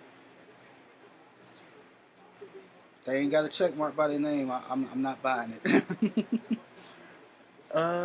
So all right. So the Patriots traded 21 to Kansas City for 29, 94, and 121. Yes, Kansas City took Trent McDuffie. He is a Kansas City Chief, and yeah, there's that. Trent McDuffie. So I talked about this a little bit. Washington has kind of become this kind of DBU, where they seem to have at least a couple picks every single draft. As long as I can remember, they seem to just be pumping out corners and safeties every year. And man, they are they get overlooked because they get laughed at when you say Washington. And I was the first one to kickstart it with us. I'm like, hey, Washington and Iowa, they can if they was to say, hey, we could be DBU too. You laughed at me. I'm like, but no, think about it. Think about all the DBs that they pumped out over the course of the years. They get laughed at because they don't win. Iowa's not really winning a lot of Big Ten championships and college football playoffs. Washington can't even win their damn division, let alone the Pac-12. But if they want to say they're DBU, they don't. It's not like their argument is crazy. No, I mean they pumped out, especially lately. They've had basically a starting caliber corner first they drafted round in multiple drafts.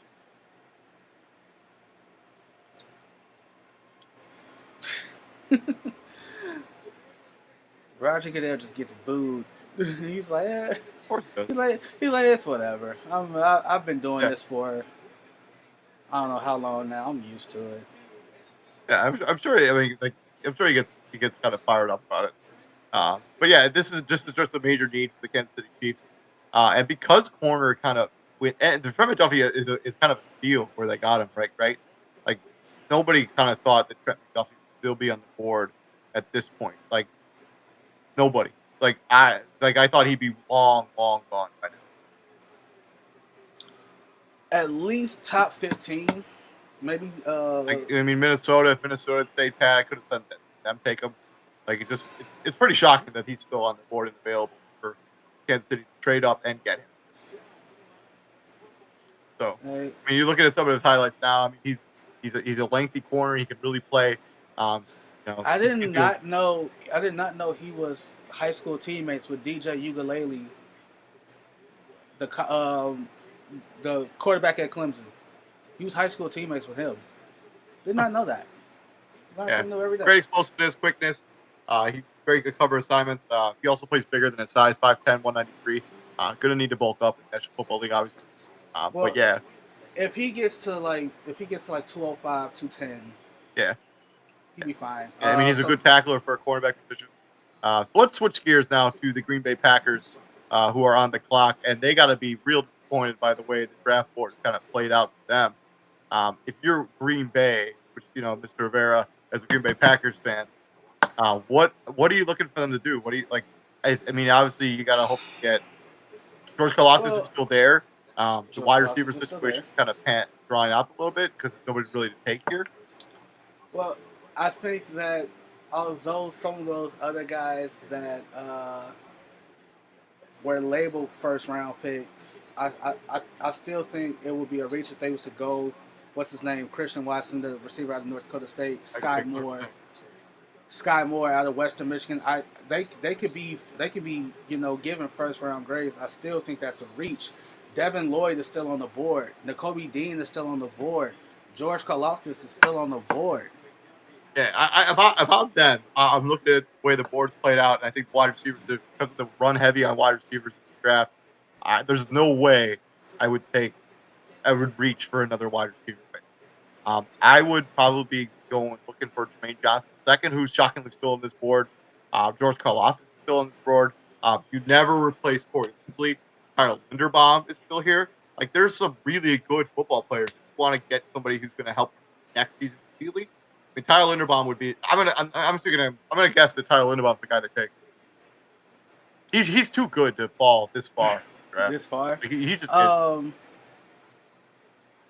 Well, I it's hard for, like, Aaron Rodgers kind of, like, it's been the theme for him. Like, he contradicts himself because he talks about wanting to develop a rapport with younger receivers, but you don't go to voluntary OTAs to do that with the receivers that are there.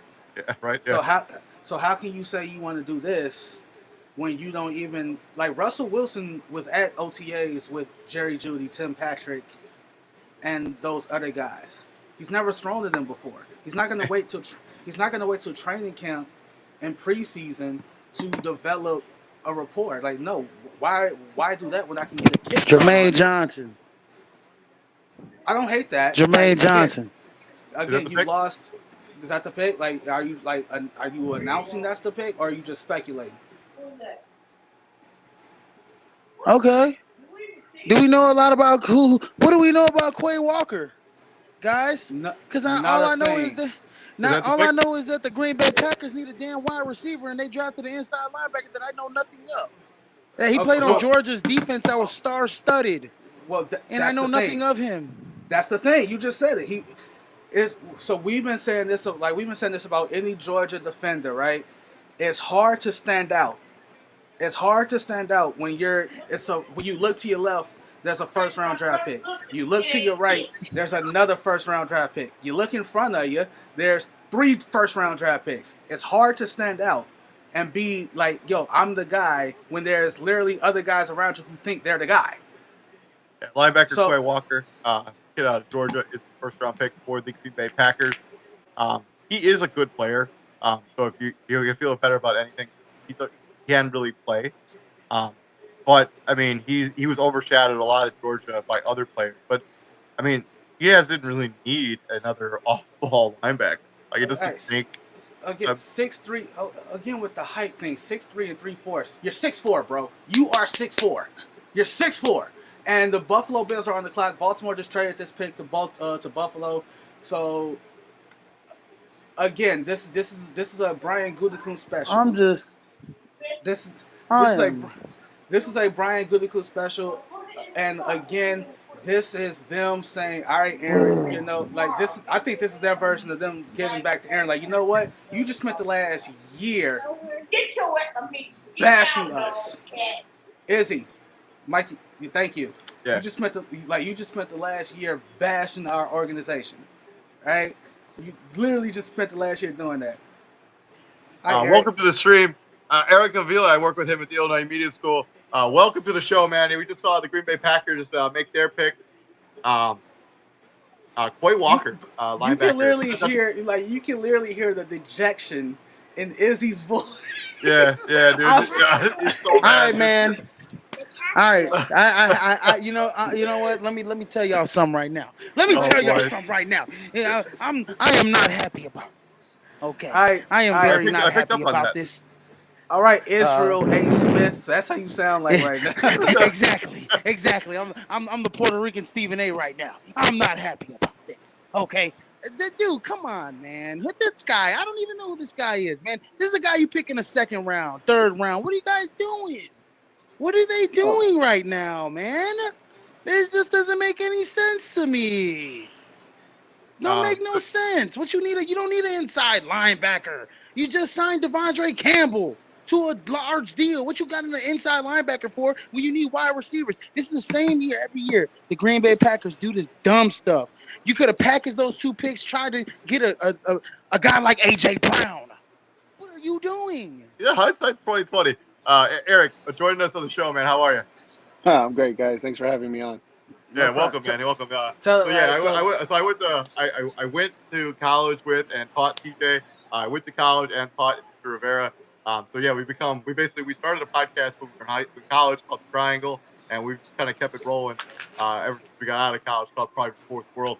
And we're breaking down every pick in the draft this year. That video I just played kind of froze. So let's switch gears from the Green Bay Packers, and let's talk about the Buffalo Bills now. We're on the clock. They've traded with the Ravens. First off, Eric, tell us about yourself. What favorite team, all that good stuff. Oh man, born and raised in Chicago, so I'm Chicago-based here. Hey, Bears, Cubs, Bulls, so we'll go from there. That's basically me. Like David pointed out earlier, we worked together at IMS, and we both got our fair share of knowledge in sports. I had him on yesterday on my podcast, the JCA Sports Podcast, on Facebook, and he was great. And he told me to jump on, so I'm here too, jumping on, talk about the draft, and man, it's a quite interesting one to say the least. This draft has been wild, dude. This has been the wildest draft I could ever have. AJ Brown gets traded, $5 billion first round picks have been moved. Right. It's like the moves that we thought that were gonna happen didn't happen, and then the ones that the teams that we didn't think that were gonna make moves are the ones making moves.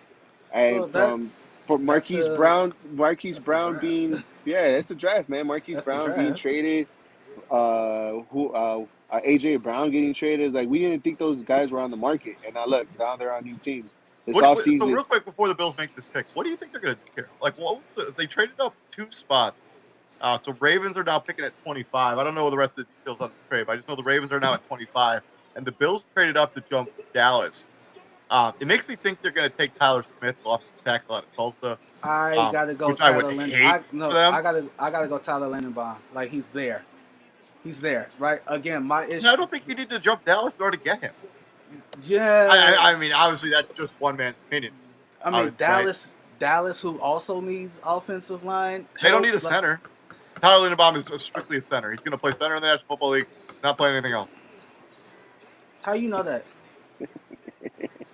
Because I've done a lot of research on it. Again, how you know that?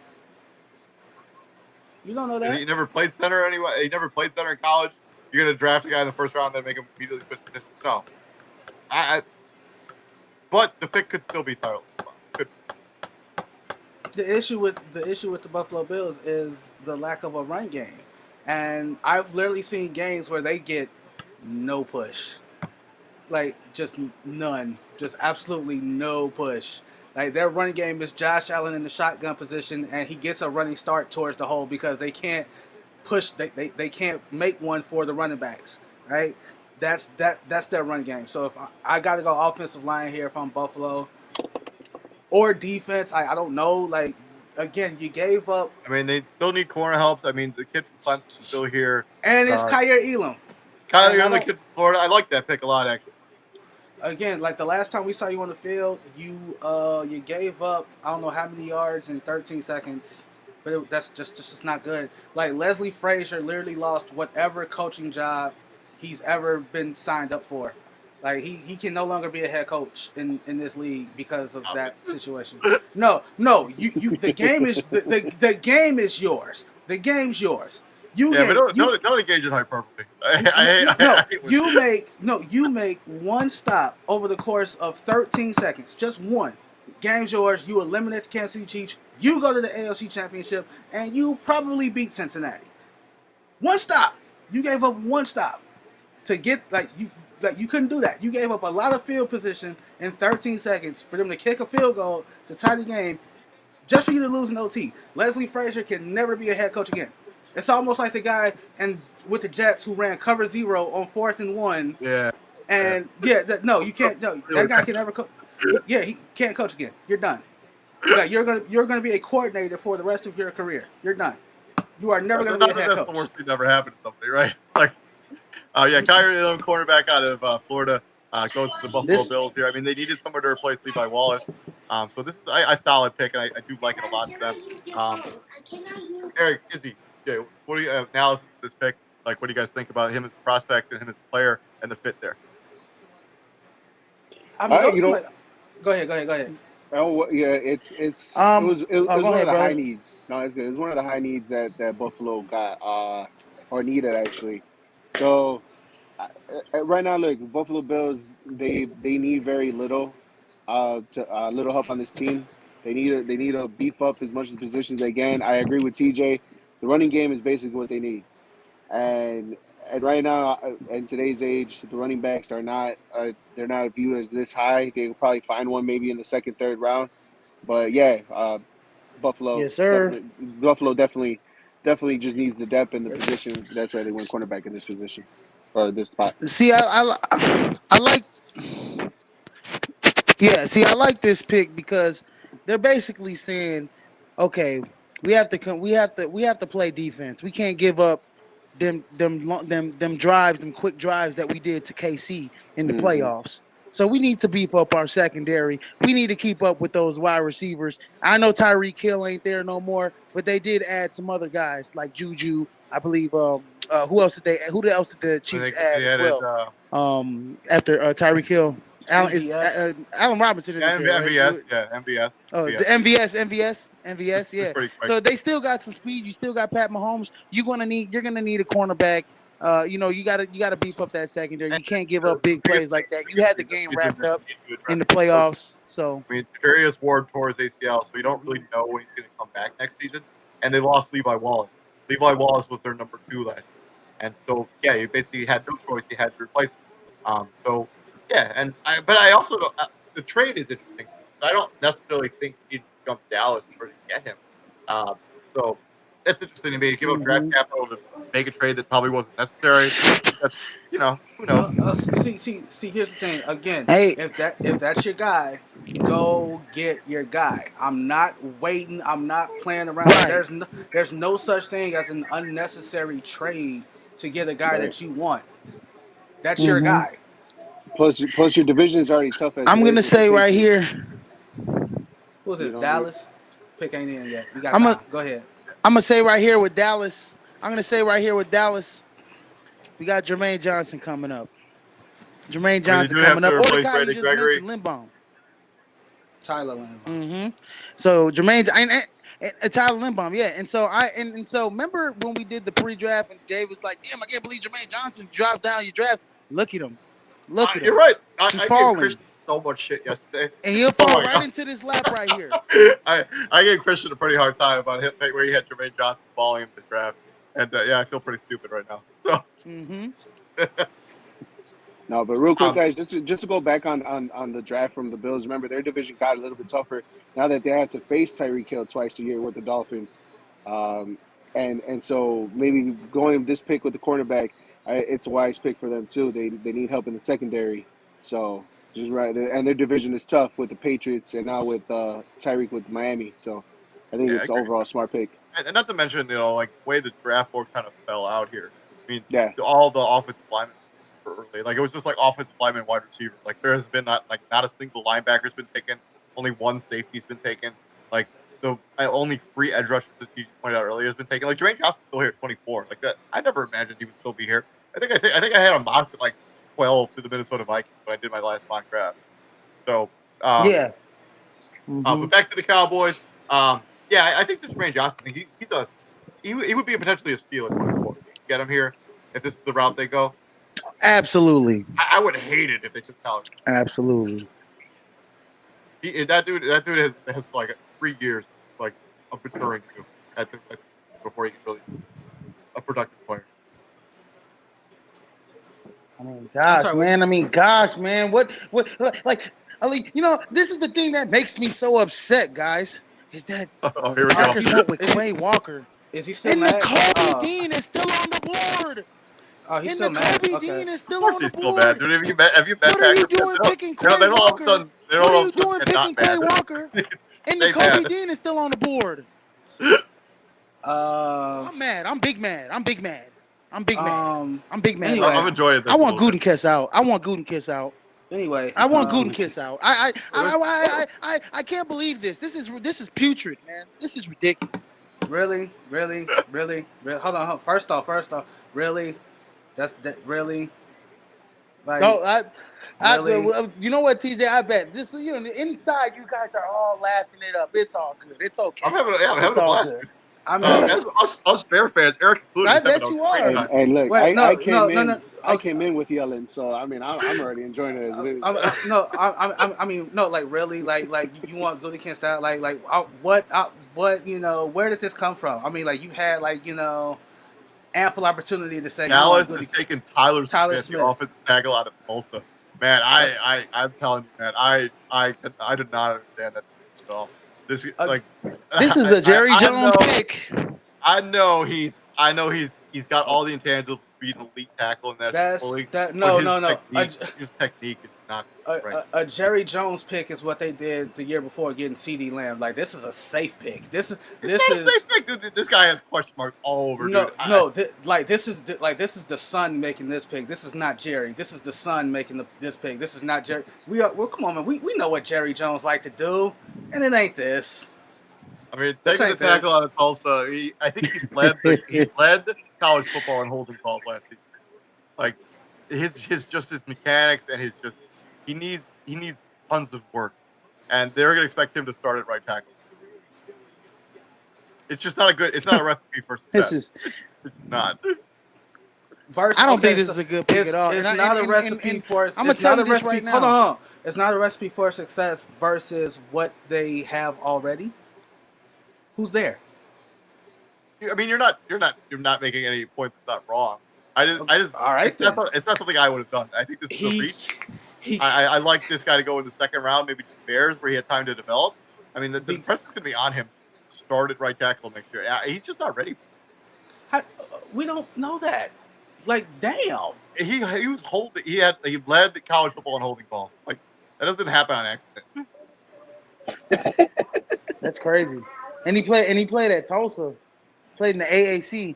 Hey, let me just say this right now: the Baltimore Ravens have a chance to come out this draft with to come out this first round with some real great defensive players for the next 5 to 10 years on their roster. They already solidified and got the future All-Pro safety in Kyle Hamilton. Shout out to my guy from Notre Dame, another Golden Domer going in the first round, and then right here. I see them getting Jermaine Johnson possibly. Here. That would be at the edge rusher for the Ravens, dude. I would love that pick. But back to the Tyler Smith thing. I don't like it. It's the biggest reach we've seen in the draft so far outside of the Kenny Pickett. It just is. No, it's not. But it is, dude. It is. It just is what it is. It is what it is. Moving on to the Baltimore Ravens on the clock. Let's take a look at their team needs real quick before we.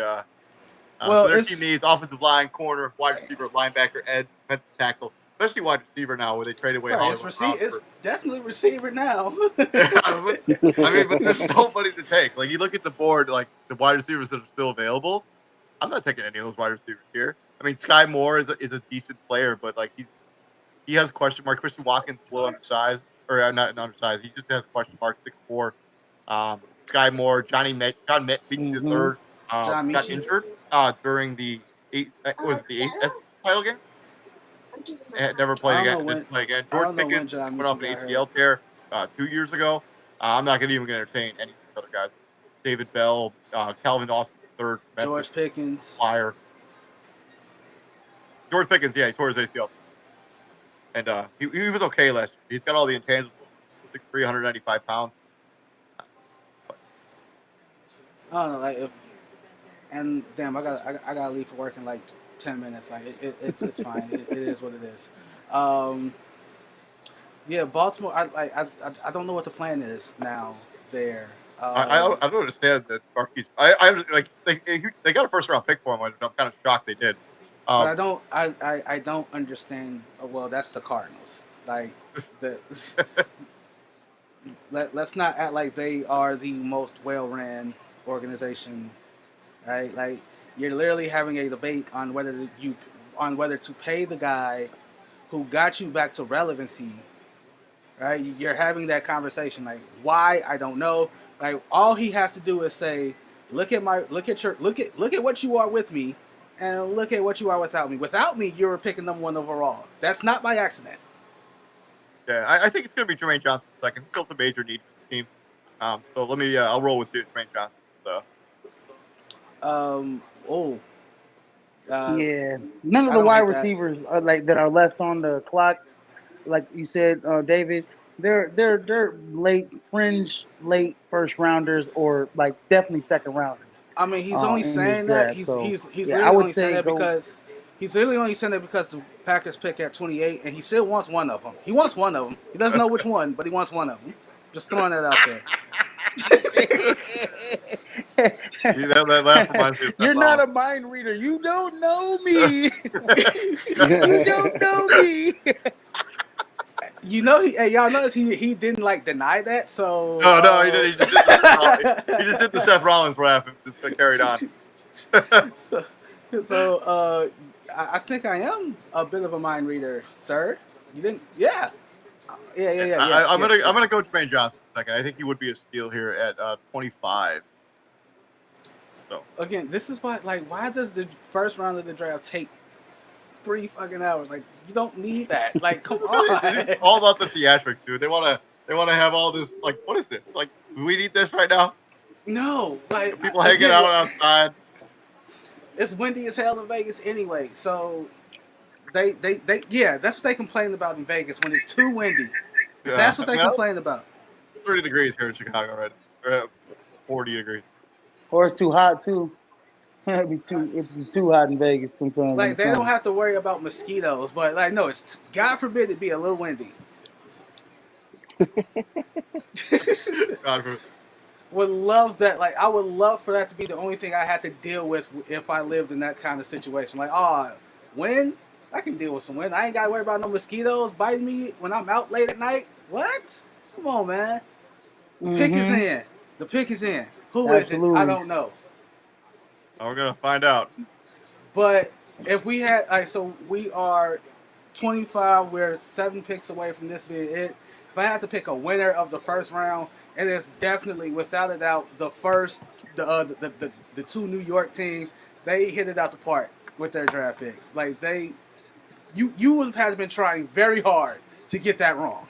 Like you'd have been trying very hard on purpose to mess this up. Also, depending what the Ravens do, literally right now, I think they're going to be big winners too. I mean, if it ends up being Jermaine Johnson second pick here, Kyle Hamilton, Jermaine Johnson, your picks, sign me up for that. Yeah. 100%. I mean, the Saints getting Chris Olave and Trevor Pennington. The Giants getting Evan Neal and Kayvon Thibodeau. Both those guys were in the conversation being the first overall pick in this year's draft. Like, yeah. And the Lions. You trade up 20 spots and not have to give up that much. Like 20 slots, bro. Like 20, they gave up like a second pick, a second round pick, and like a stick. They went Tyler Linderbaum. I don't hate that. I like that. I like Tyler Linderbaum. He's one of my favorite prospects this year's draft. This is a good pick. Tyler Linderbaum. This is a great pick. Great pick. All right. So the Tennessee Titans at 26, barring any more trades, what do the Titans do at 26? All right, again, they got to take a wide receiver, I'm assuming, or Another one? or a corner. I mean, I don't know, man. They need more wide receivers. That's for damn sure.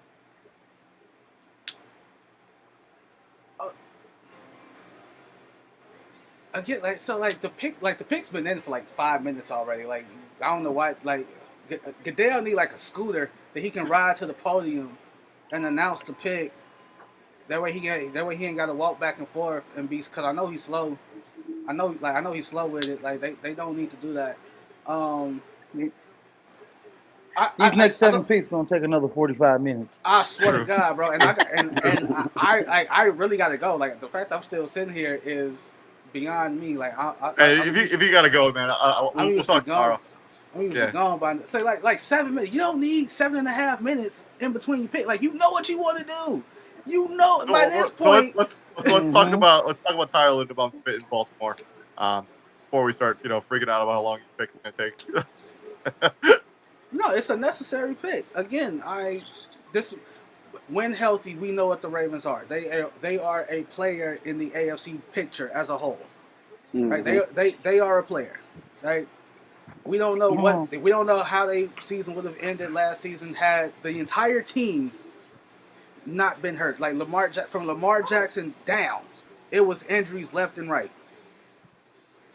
So, and the Titans just traded this pick to the Jets. Hey, the Jets is making moves. The Jets are not playing games. The Jets are going to steal their morals. They're going to. The Jets are not playing games. Like this is, I'm happy for the Jets. Like, God damn it, you need this. Yeah, absolutely. They need this. Like, you ain't been relevant since Rex Ryan was your coach, and Rex Ryan ain't walking through that door no time soon. And if he is, you probably should be worried.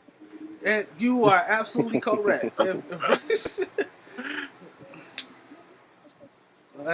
Like the man made back-to-back predictions about going to the Super Bowl, came up woefully short. I'd have fired his ass then. Like, you can't sit here and say we gonna win the Super Bowl and then not even make it past wild card weekend, bro. Like that's not no. Do you know who's in our division? Tom Brady's in our division, but. So yeah, look. I mean, this Ravens pick is nice. I mean, they needed offensive lineman help. They got it in a big way with Tyler Linderbaum. He's going to be a Pro Bowler, All Pro type player for 10 years for the Ravens. That's how freaking good this guy is. Like he's going to be thrown into the conversation of like if he doesn't make it, well, who made it over him? Like I mean, Patrick Miarki is current starting center. I expect Tyler Linderbaum starting center. Like the Pro Bowl thing. Like if he's not a Pro Bowler, like he's gonna be in the conversation. Like, all right, who made the Pro Bowl over Tyler Linderbaum? Who was named All Pro over Tyler Linderbaum? Like he's gonna be that kind of player. Yeah, I totally agree with you on that. So let's move over to the Jets now, who are on the clock, and they've been very busy with this year's draft. Their team needs still. I can't believe I still have that quarterback out of there. I guess it is what it is. Running back, tight end, offensive guard, defensive end, quarterback, safety. The Jets are on the clock.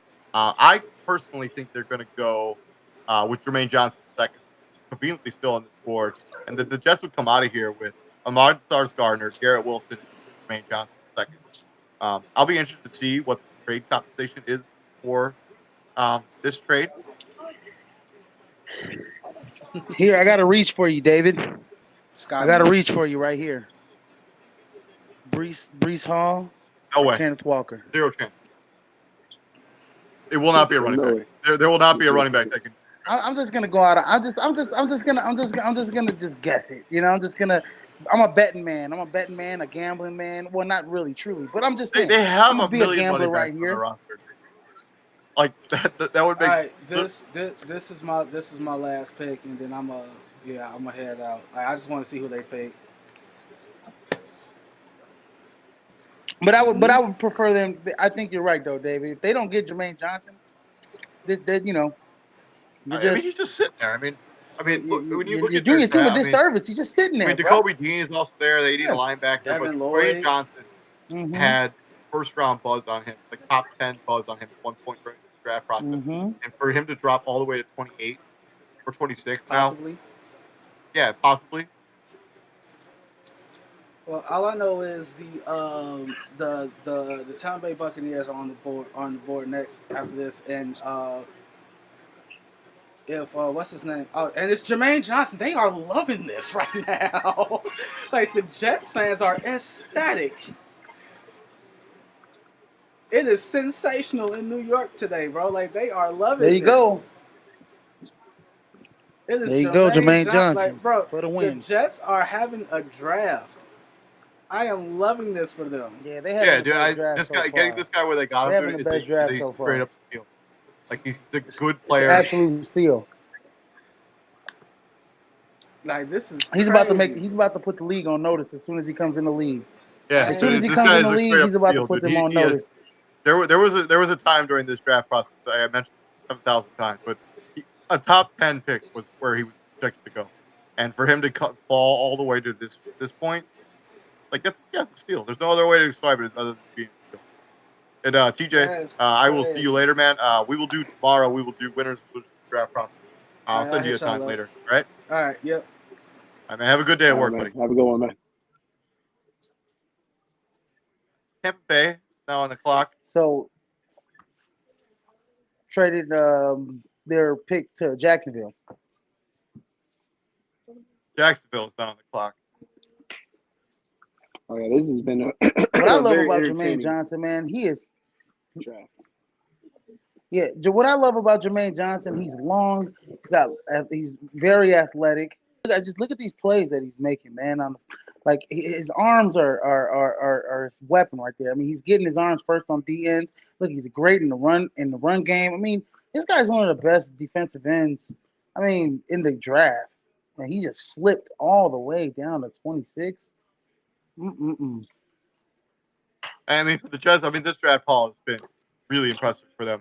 I mean, you got to love the aggressiveness that they go with. I mean, this is like a team that's been a bottom feeder for a long time, and now it's like we're not being a bottom feeder anymore. Mm-hmm. We're gonna rise up. And we're gonna make some good decisions here. Like this has been a good draft for both New York teams, all three New York teams really. I mean, I like the Kyrie and Bill pick as well to the Buffalo Bills as well.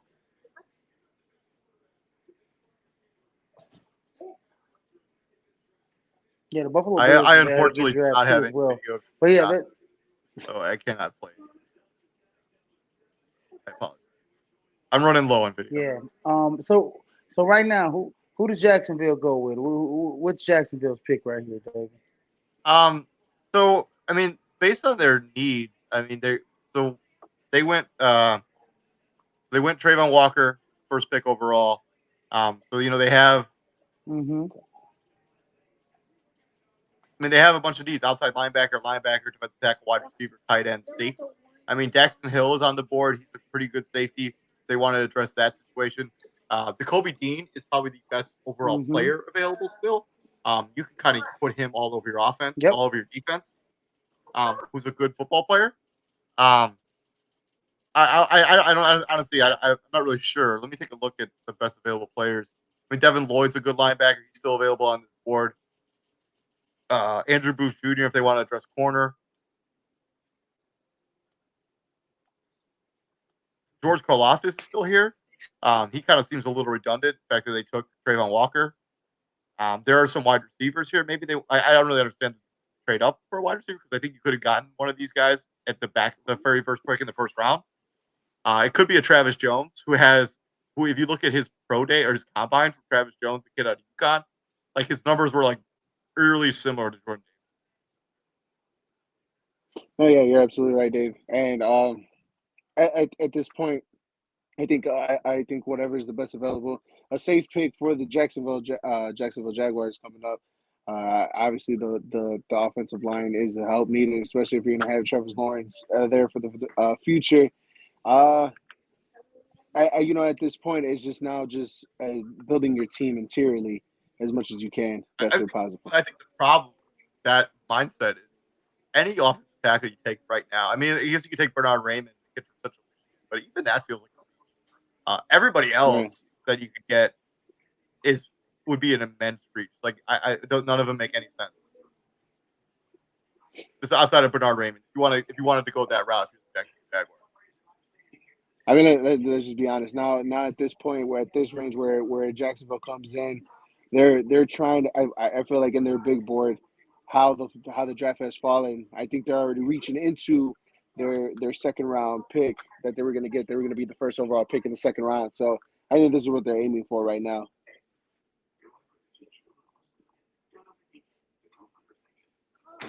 So we'll see. We're just patiently waiting. Yeah. Rest take 5,000 years.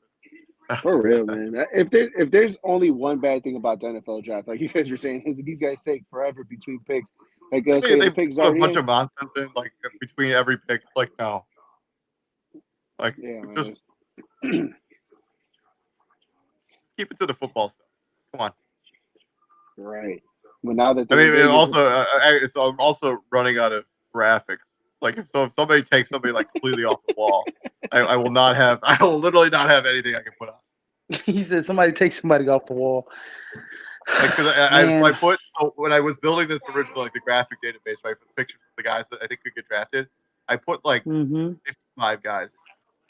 They got to go with Nakobe Dean here. I think it's going to be Nakobe Dean too. I think he's the most NFL ready guy.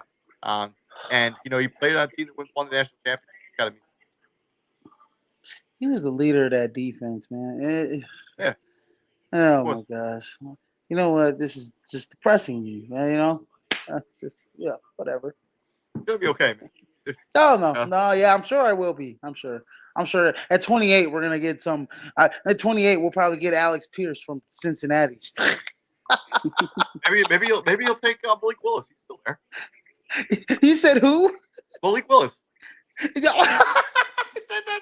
Yeah, there we go. That would be a Packer pick. Yeah. Imagine how toxic that draft. Pick. Can you imagine how toxic that quarterback room would be if you had Aaron Rodgers, Jordan Love, and Malik Willis all in the same quarterback room? If they drafted Malik Willis, I guarantee you Aaron Rodgers is like, y'all got to trade me right now. You guys got to trade me right now. Oh my gosh, man! Seriously. I'm obviously kidding. I don't think that's going to go. No, they won't. They won't take Malik Willis. I like that jacket though that Jermaine Johnson has. Nice digs right there. I didn't get to see the jacket. Nice digs. Well, yeah, I'm only trying to like build graphics and stuff for this, like the whole because like, oh yeah, that is nice. Nice digs. You saw on the inside of his jacket, he had all of his college teams, all the way from high school to community college to Georgia to Florida State. That was pretty nice. That's pretty cool. That looks real good. I was going to show it again. You know what I like too about the draft this year? They got the Kyle's Game Day crew on here. Yeah, I don't think they've ever had. I don't think they had that last year or in years previous. I do wish this was like more. Like I wish they had done more analysis than just kind of this interviews with the players and stuff like this. Mm-hmm. But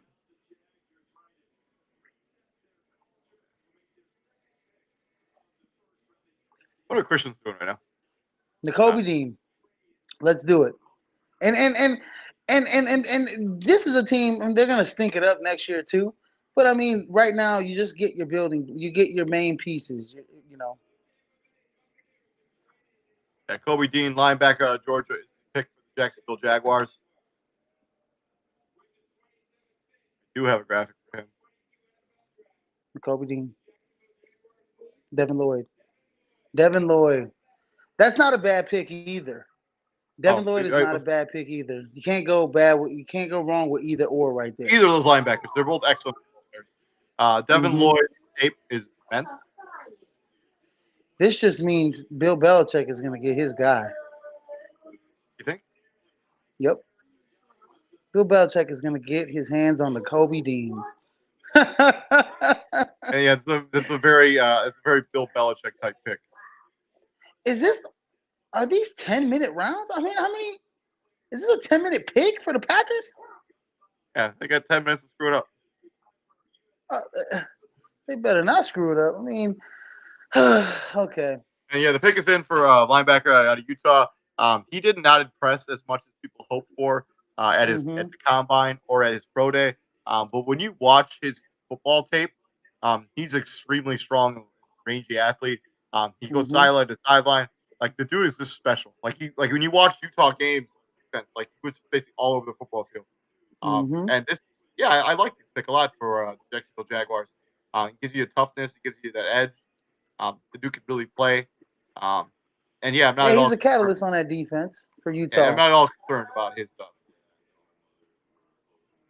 Yeah, he was a catalyst for that defense in Utah.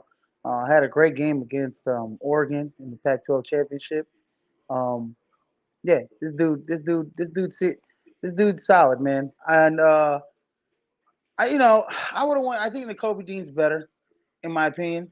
But you can't go wrong with this pick. Can't No, go wrong with this pick. I totally agree with you. I think like Jacoby, I think both those guys are excellent linebackers. They're both going to be Hmm. linebackers for this brand, for this organization for a long time. Like, they both can play. Well, I mean, you could just see the speed. You could just see the speed when Devin Lloyd's on the football field. Like he could just really go. well. Now looking at the Green Bay Packers, I mean, the Kobe Dean was still here. They definitely not gonna get him. They picked Quay Walker. They could have went with anybody else. I think right here, the Green Bay Packers. I think they go with the kid from Penn State, or they go with the kid from the DT from Georgia, Devontae Wyatt. Yeah, I mean that makes sense. I mean you can play that dude at edge if they absolutely need to. Or they can go with the kid from Purdue. I like him a lot. Oh man, that would George be Kalafdis. that would. Oh yeah, George Kalafdis. Yeah, I think that would be. If I was them, that'd be the direction that I would go. I would take George Kalafdis. I would be like, yeah, this is going to be my edge rusher of the future. He would be a pretty big steal. If he fell all the way this far. To this point in the draft, like you have him be at Green Bay, and he's a mammoth human being when it comes to George Kalafdis. Like he really is huge. Yeah, he is. I mean, they call him the Greek freak of college football. Of college football, I believe, and if I'm not mistaken, the Green Bay Packers lost Tyler Lancaster this offseason. If I'm not mistaken, I don't think they re-signed him.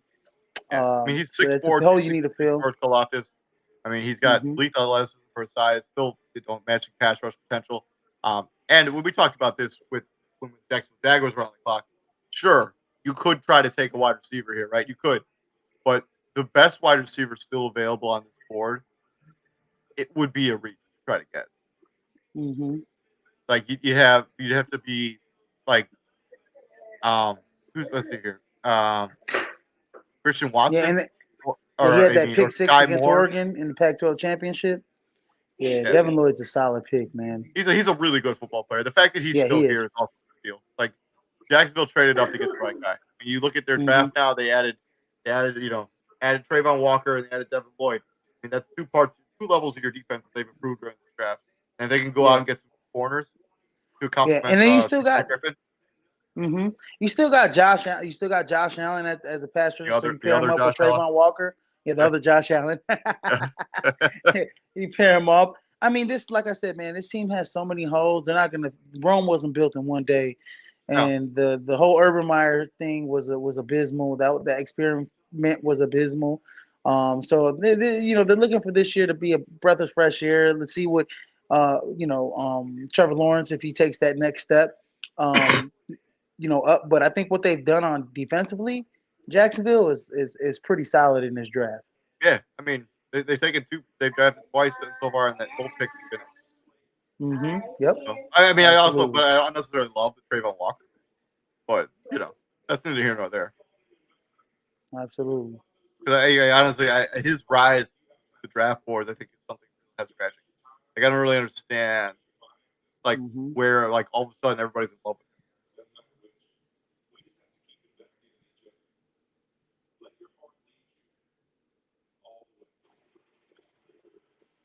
All right, pick is in. Let's see what the Green Bay Packers are going to get. But I'm Gutekunst, please don't disappoint me. Please don't disappoint me. I could already feel the disappointment coming out of this energy. And you got Andrew Whitworth out here who has nothing to do with the Packers whatsoever. I know.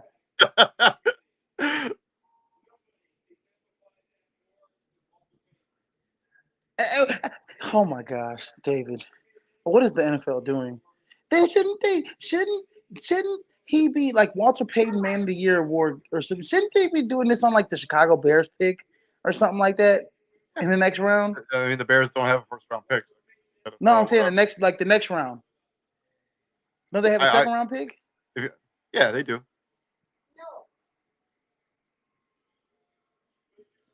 I mean, who knows? This is. Oh, come on, man.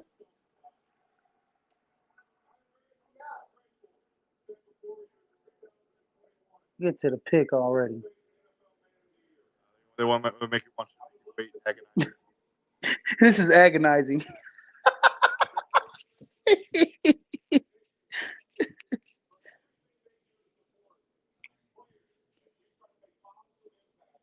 All right, just say you're gonna come out of retirement and then I'm just playing. Would that like be 4 great? years old. All of a sudden, I'm coming out of retirement. Instead of run it back. Instead of announcing the pick, he decides to come back. Like, oh, I decided to not retire.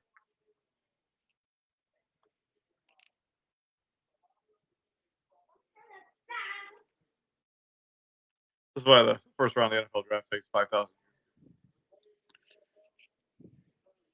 All right, Andrew Whitworth. Give me to this dang pick, buddy. I'm going to say that they're going to take. I'm going to go George Kalafdis. I think it's going to be Jackson. He can play a little corner safety. Who? Andrew? You said Andrew Booth? No, Daxton Hill. The kid from Daxton Hill from Michigan. Or George. George Kalafdis. Give me George Kalafdis. That's someone. Final decision. Yep.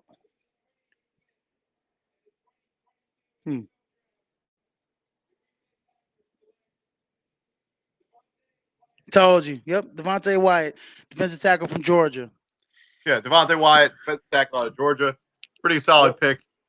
He did have some character issues involved with. I'm not going to really get into it because it's not really our place to talk about. But that stuff must have kind of cleared up.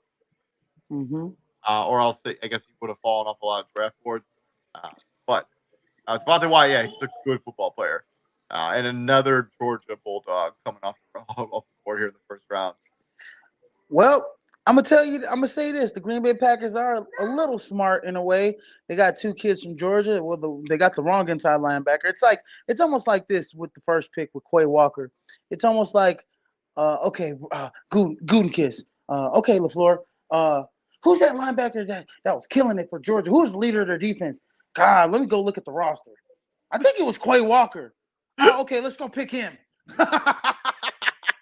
You know what I mean, Davey? Come on, man. Let's be serious, I'm not disagreeing with you. So, it's just like, come on. But you know what? I don't mind them getting two defensive players from Georgia because Georgia had the best defense in college football by a long shot, by a long margin. Yeah, so you get two of their main key contributors off their defense.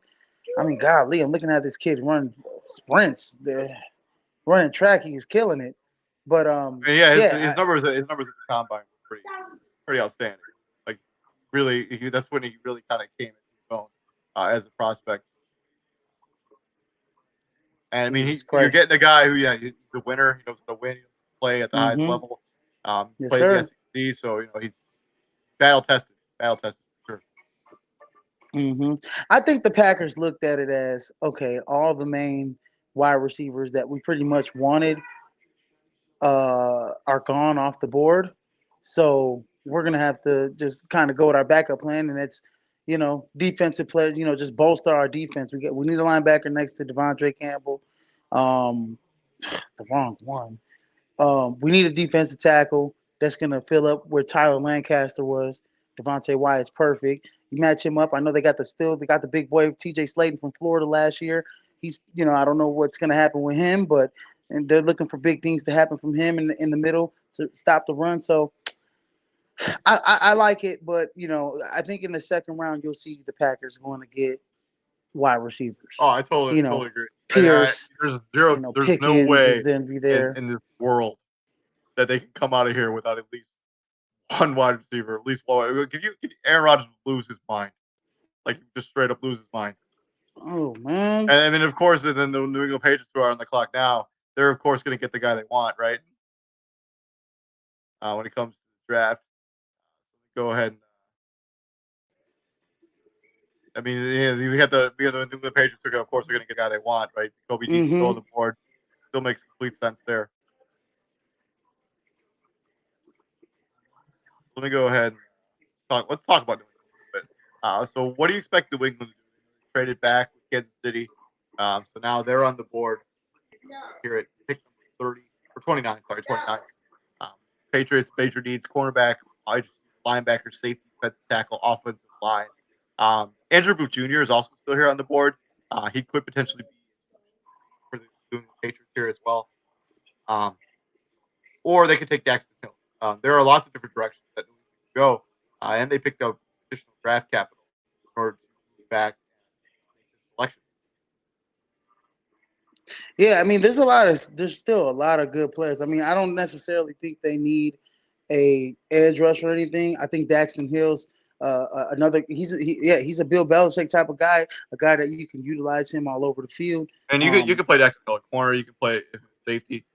He played a lot of safety in college, but I think the word on the street is that they want to convert him to corner in the National Football League.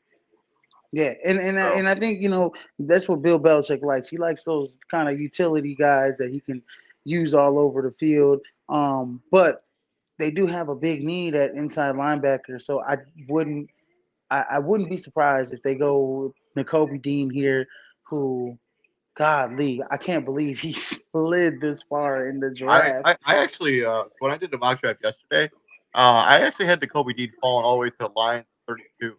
I'm actually not surprised. I'm more surprised that George Karlaftis is still here. That's another option. That's another option. They could go with George Karlaftis too. I mean, there are like for real. There are a bunch of good football players left on the board right now, and they could really take a. I'm also pretty surprised. Like looking at the way the board is shaking out, Malik Wilson's probably going to be a second round pick now. Yeah, unless something extraordinary happens between now and the end of the first round, right?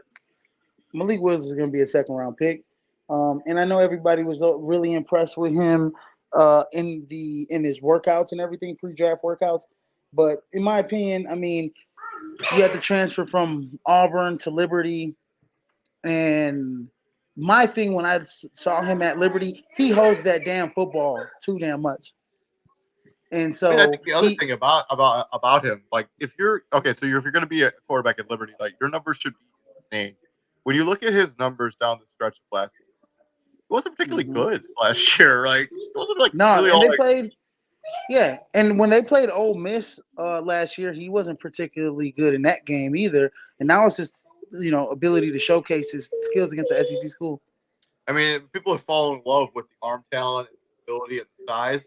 But like when you actually watch him, Cole Strange from Chattanooga. That is Bill Belichick. I gotta be real with you. So this is taking me. This is I don't have Belichick pick. I don't have. I don't even know who this kid is. So he's Chattanooga. He's a guard or a center. Offensive guard out of Chattanooga. I don't have his picture. I don't have anything about him. So, David, this is a Bill Belichick pick. This is crazy, man. This is crazy. This draft is insane, man. This is a pretty substantial reach. This is the thing that you were talking about here. This is what you were talking about, where it's I don't have a graphic for this kid. Player, but now Cole Strange, the offensive guard out of Chattanooga, goes and I got nothing. I'm gonna see if I can pull up a highlight video for him. I mean, who? I don't even know who this kid is. I probably should know who he is because Bill Belichick's picking him. Okay, so I'm looking at these. I'm looking at You got the Chiefs right here. They need to go defense. They need to go defense unless they go with Sky Moore here from Central Michigan, right up their alley. Let's see. Man, I can't even find a good video. Like I'm telling you, this is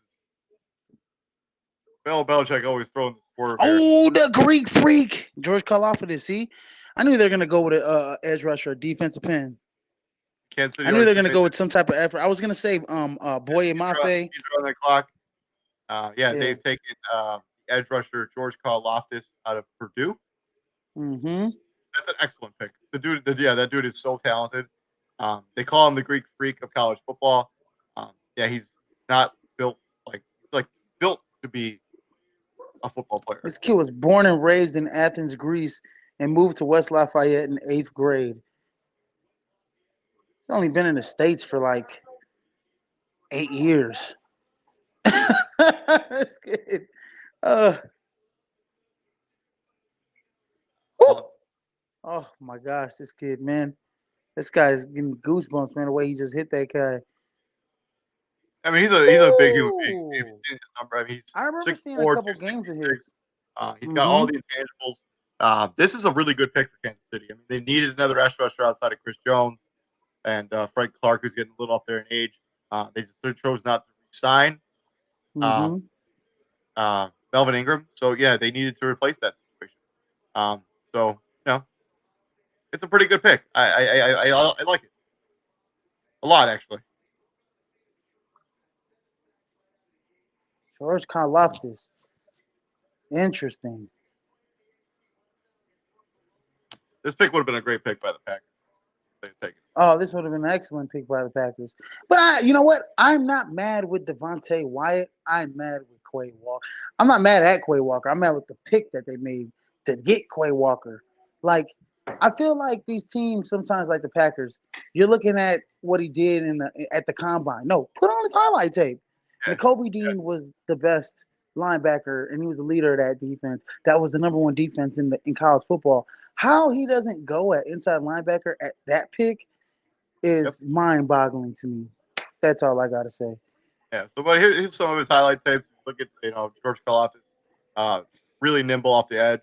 Look at him powering through, getting that block right there. Yeah, the guy's a good football player. Moving on to Cincinnati now, who second to last pick in this year's first round.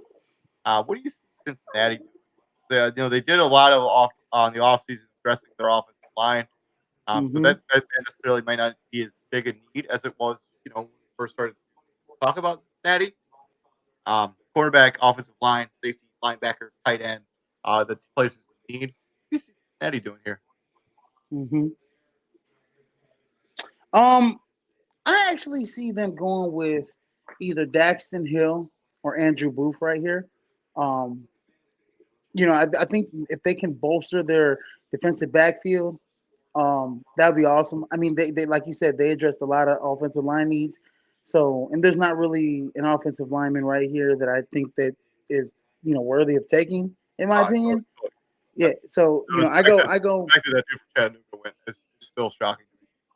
Yeah. So if I'm them, I go with I go with either Daxton Hill or Andrew Booth. One of these two guys are going off the board right here. I'm going to stick with what I did in my latest mock draft. I had them taking David Ojabo, the kid from Michigan who tore his Achilles at his pro day. This dude deserves to be a first round pick. For his pro day, before people put so much effort in the pro day that he went out there and got hurt, the dude was going to be a top 10 pick. And now, because of that, he's going to fall out of the first round. That's extremely unfair. Yeah, no, I definitely agree that David Ojabo does deserve to get a first round. I mean, if Jameson Williams got picked in the first round that early, the Detroit Lions moved up 22 spots or whatever. David Ojabo should get picked. The Achilles is much different than the ACL. Like we've seen more success come out of players tearing their ACL as tearing their Achilles, especially at that particular. Yeah, so if I'm gonna go with what I think they're gonna do, I think they go DB here. They go Daxton Hill, who's utility guy who can play a bunch of spots in the defensive backfield. And then you got Andrew Booth here from Clemson, who I think is another good DB that you can add to add to your corpse.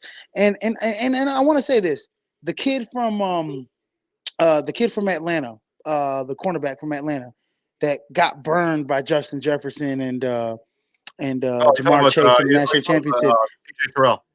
Yeah, AJ Terrell. He's turned into a very, very good cornerback in the league. And he's top 5 in PFF grade at the cornerback position last season. That's how good he was. Yeah, he was very, very good. So I think right here, you gotta kind of look at the Clemson kid, right? You gotta look at the Clemson kid and say, hey, look at AJ Terrell, man. Look what he's done in the league. The big knock on Andrew Booth Jr. is the fact that he got scorched in college last season.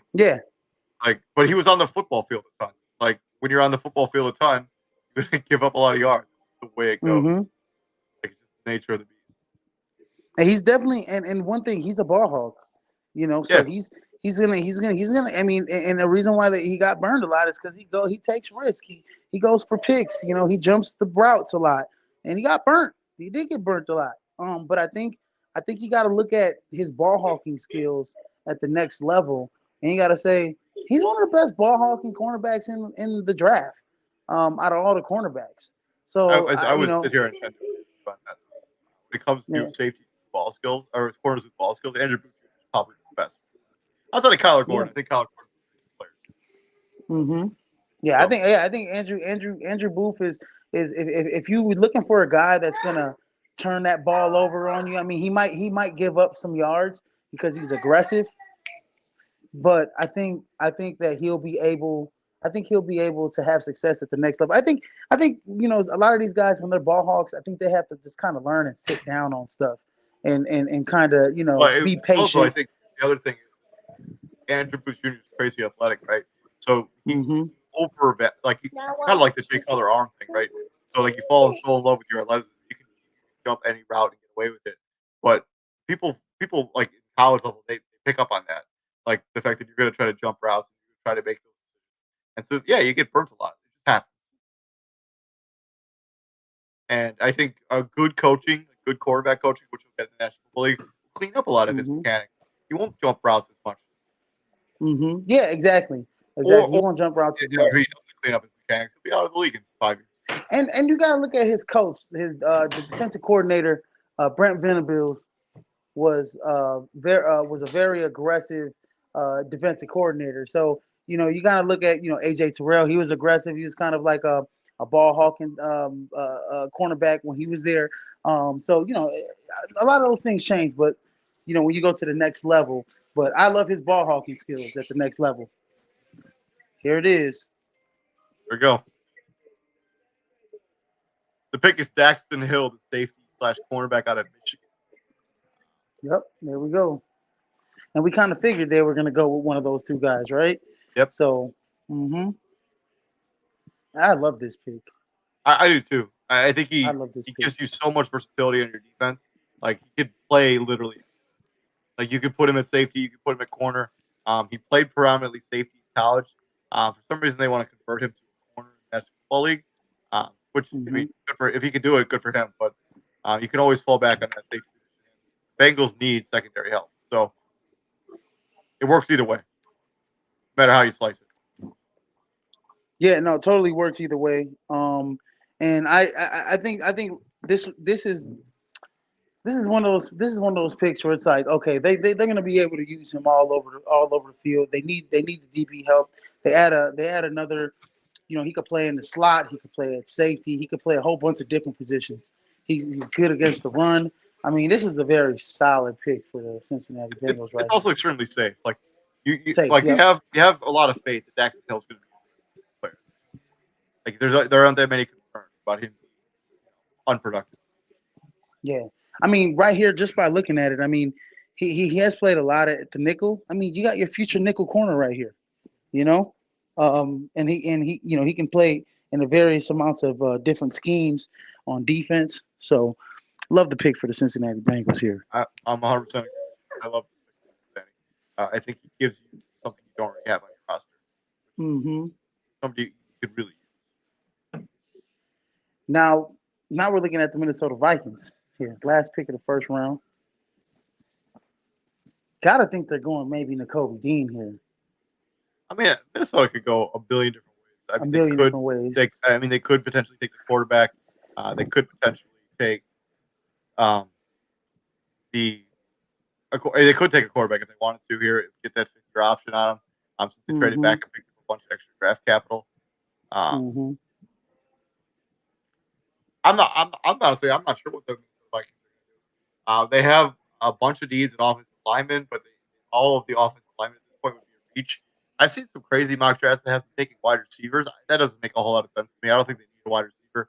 This is a team that needs a cornerback help in the worst way. I know they re-signed Patrick Peterson, but they took in a bunch of swings and misses at cornerbacks to replace basically Xavier Rhodes. He basically kind of fell off a little bit towards the end of his career, especially in Minnesota. Andrew Booth Jr. makes a lot of sense here. He's a good corner. We just talked about him extensively about things that he could do. Andrew Booth Jr. could be the Kyle Gordon, could be the guy. N'Kobe Dean. I wouldn't be shocked if somebody's on the phone with Minnesota trying to trade back into the first round and get that 5th-year option from Malik Willis. It doesn't appear that's being the case though. They could take a David Ojabo, edge out of Michigan. Yeah, I mean, I don't think the Vikings aren't going to go get Malik Willis or anything like that. I think if anybody, I don't know, if I'm looking at who's going to get Malik Willis, a mirage of teams could go get him in the 2nd round. I don't even think they really got to trade up for him, to be honest. So I think Minnesota keeps his pick. They got a lot of holes on defense, especially in the DB at cornerback. So Andrew Booth Jr. really right here makes 100% sense to go with him right here. Or if you really like Roger McCreary, the kid from Marlboro, Kyle Gordon, the kid from Washington. I like what Kansas City draft. Trent McDuffie and George Karlaftis come out of here with those 2 guys in the 1st round. That's pretty solid stuff. Yeah, I'm not really. Yeah, I think Kyler Gordon's a 2nd round talent. I heard you just mention him. But I mean, if they were going to take a reach on the cornerback, I mean, he's got great size at 6 foot, but so does Andrew Booth.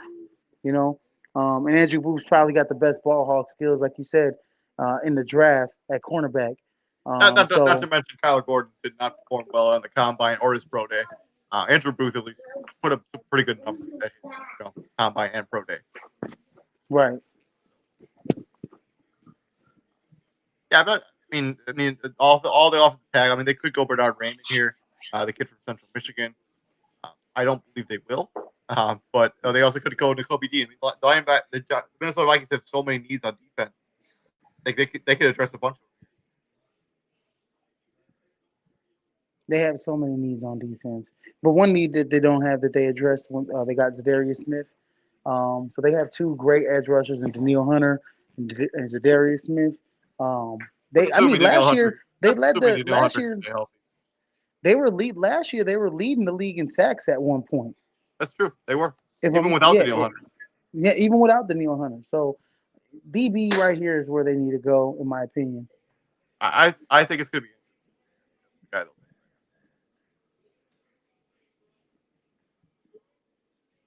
Lewis Cine, safety from Georgia. Safety out of Georgia. Yeah, so Lewis Cine, the safety out of Georgia, is the final pick of the 1st round. He goes to the Minnesota Vikings. You have another Georgia guy on their defense, another Georgia defensive player.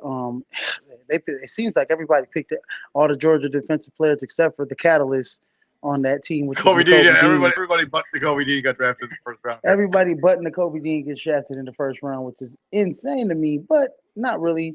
What the hell is Roger Goodell wearing on his neck? What is that? A big ass medallion. But yeah, no, I like Lewis Cine. Hard hitting safety. Range has some range. They don't really know. I forget who their other safety is that they got, but Lewis Cine right here has a knee 200 pounds. He's a good run stuffer, blowing up runners, receivers, underrated for his pass coverage work. He's just a good football player. He's a big boy too at 6'2.5", almost 6'3". Yes. Yeah, he's a big boy. The website I'm looking at has one, but it's all about that. Yeah, 6'2", 199 pounds. Like, yeah, this is a good football player. Like, he's gonna be productive. I'm not sure I would have gone that over some of the other people that were on the board potentially available right now. But I mean, if that's the guy you want, you got to take him when he's available. Because Lewis Sweet, like, probably not going to still be there when Minnesota's back up on the clock again next round, second round. Right. I guess we will find out. And I think Lewis seen, like I said, they like those big safeties, and they don't know, what I forget who their safety is that they brought in the offseason. Next to, I know you're talking about. Next to Harrison Smith. So I think I think they need to bring some competition to that room as well, in the DB room. But Lewis Cine, I mean, he's this next to Kyle Hamilton, he's the second biggest safety in the draft. So I think it's a good pick for Minnesota. I think if you pair him up with Harrison Hitman, you got two of the rangier safeties in the league. Two of the rangier safeties. I wouldn't say Lewis Cine's going to be a great, day one, all pro guy, but I mean at 6'3", I mean he's pretty tall. He can hit. He's rangy. Played on one of the best. You're looking at his highlight tape right now. I mean, he covered from sideline to sideline. He was just a good football player. Just a great football player. Yep. And that's what he's going to be for the Minnesota Vikings. An excellent football player. Mm-hmm. Yep. That's a good pick in my opinion. I agree with you. Has a need. So. But yeah, that's been the first round of the 2022 mock draft, NFL draft. So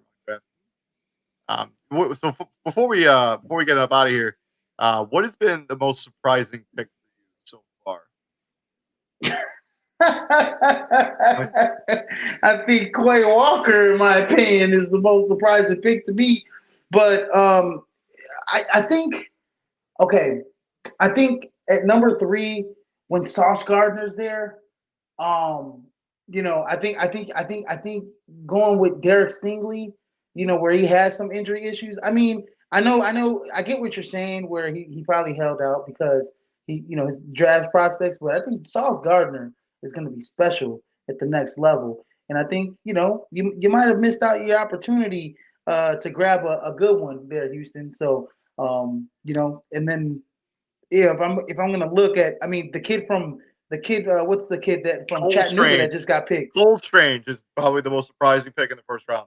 He wasn't on any of my radars, nothing. Like, I didn't have I had at least a picture for every other player, like a graphic for every other player in this draft besides Cole Strange. Like, it just came out of absolute left field. Nobody saw that coming. It's a real head scratching.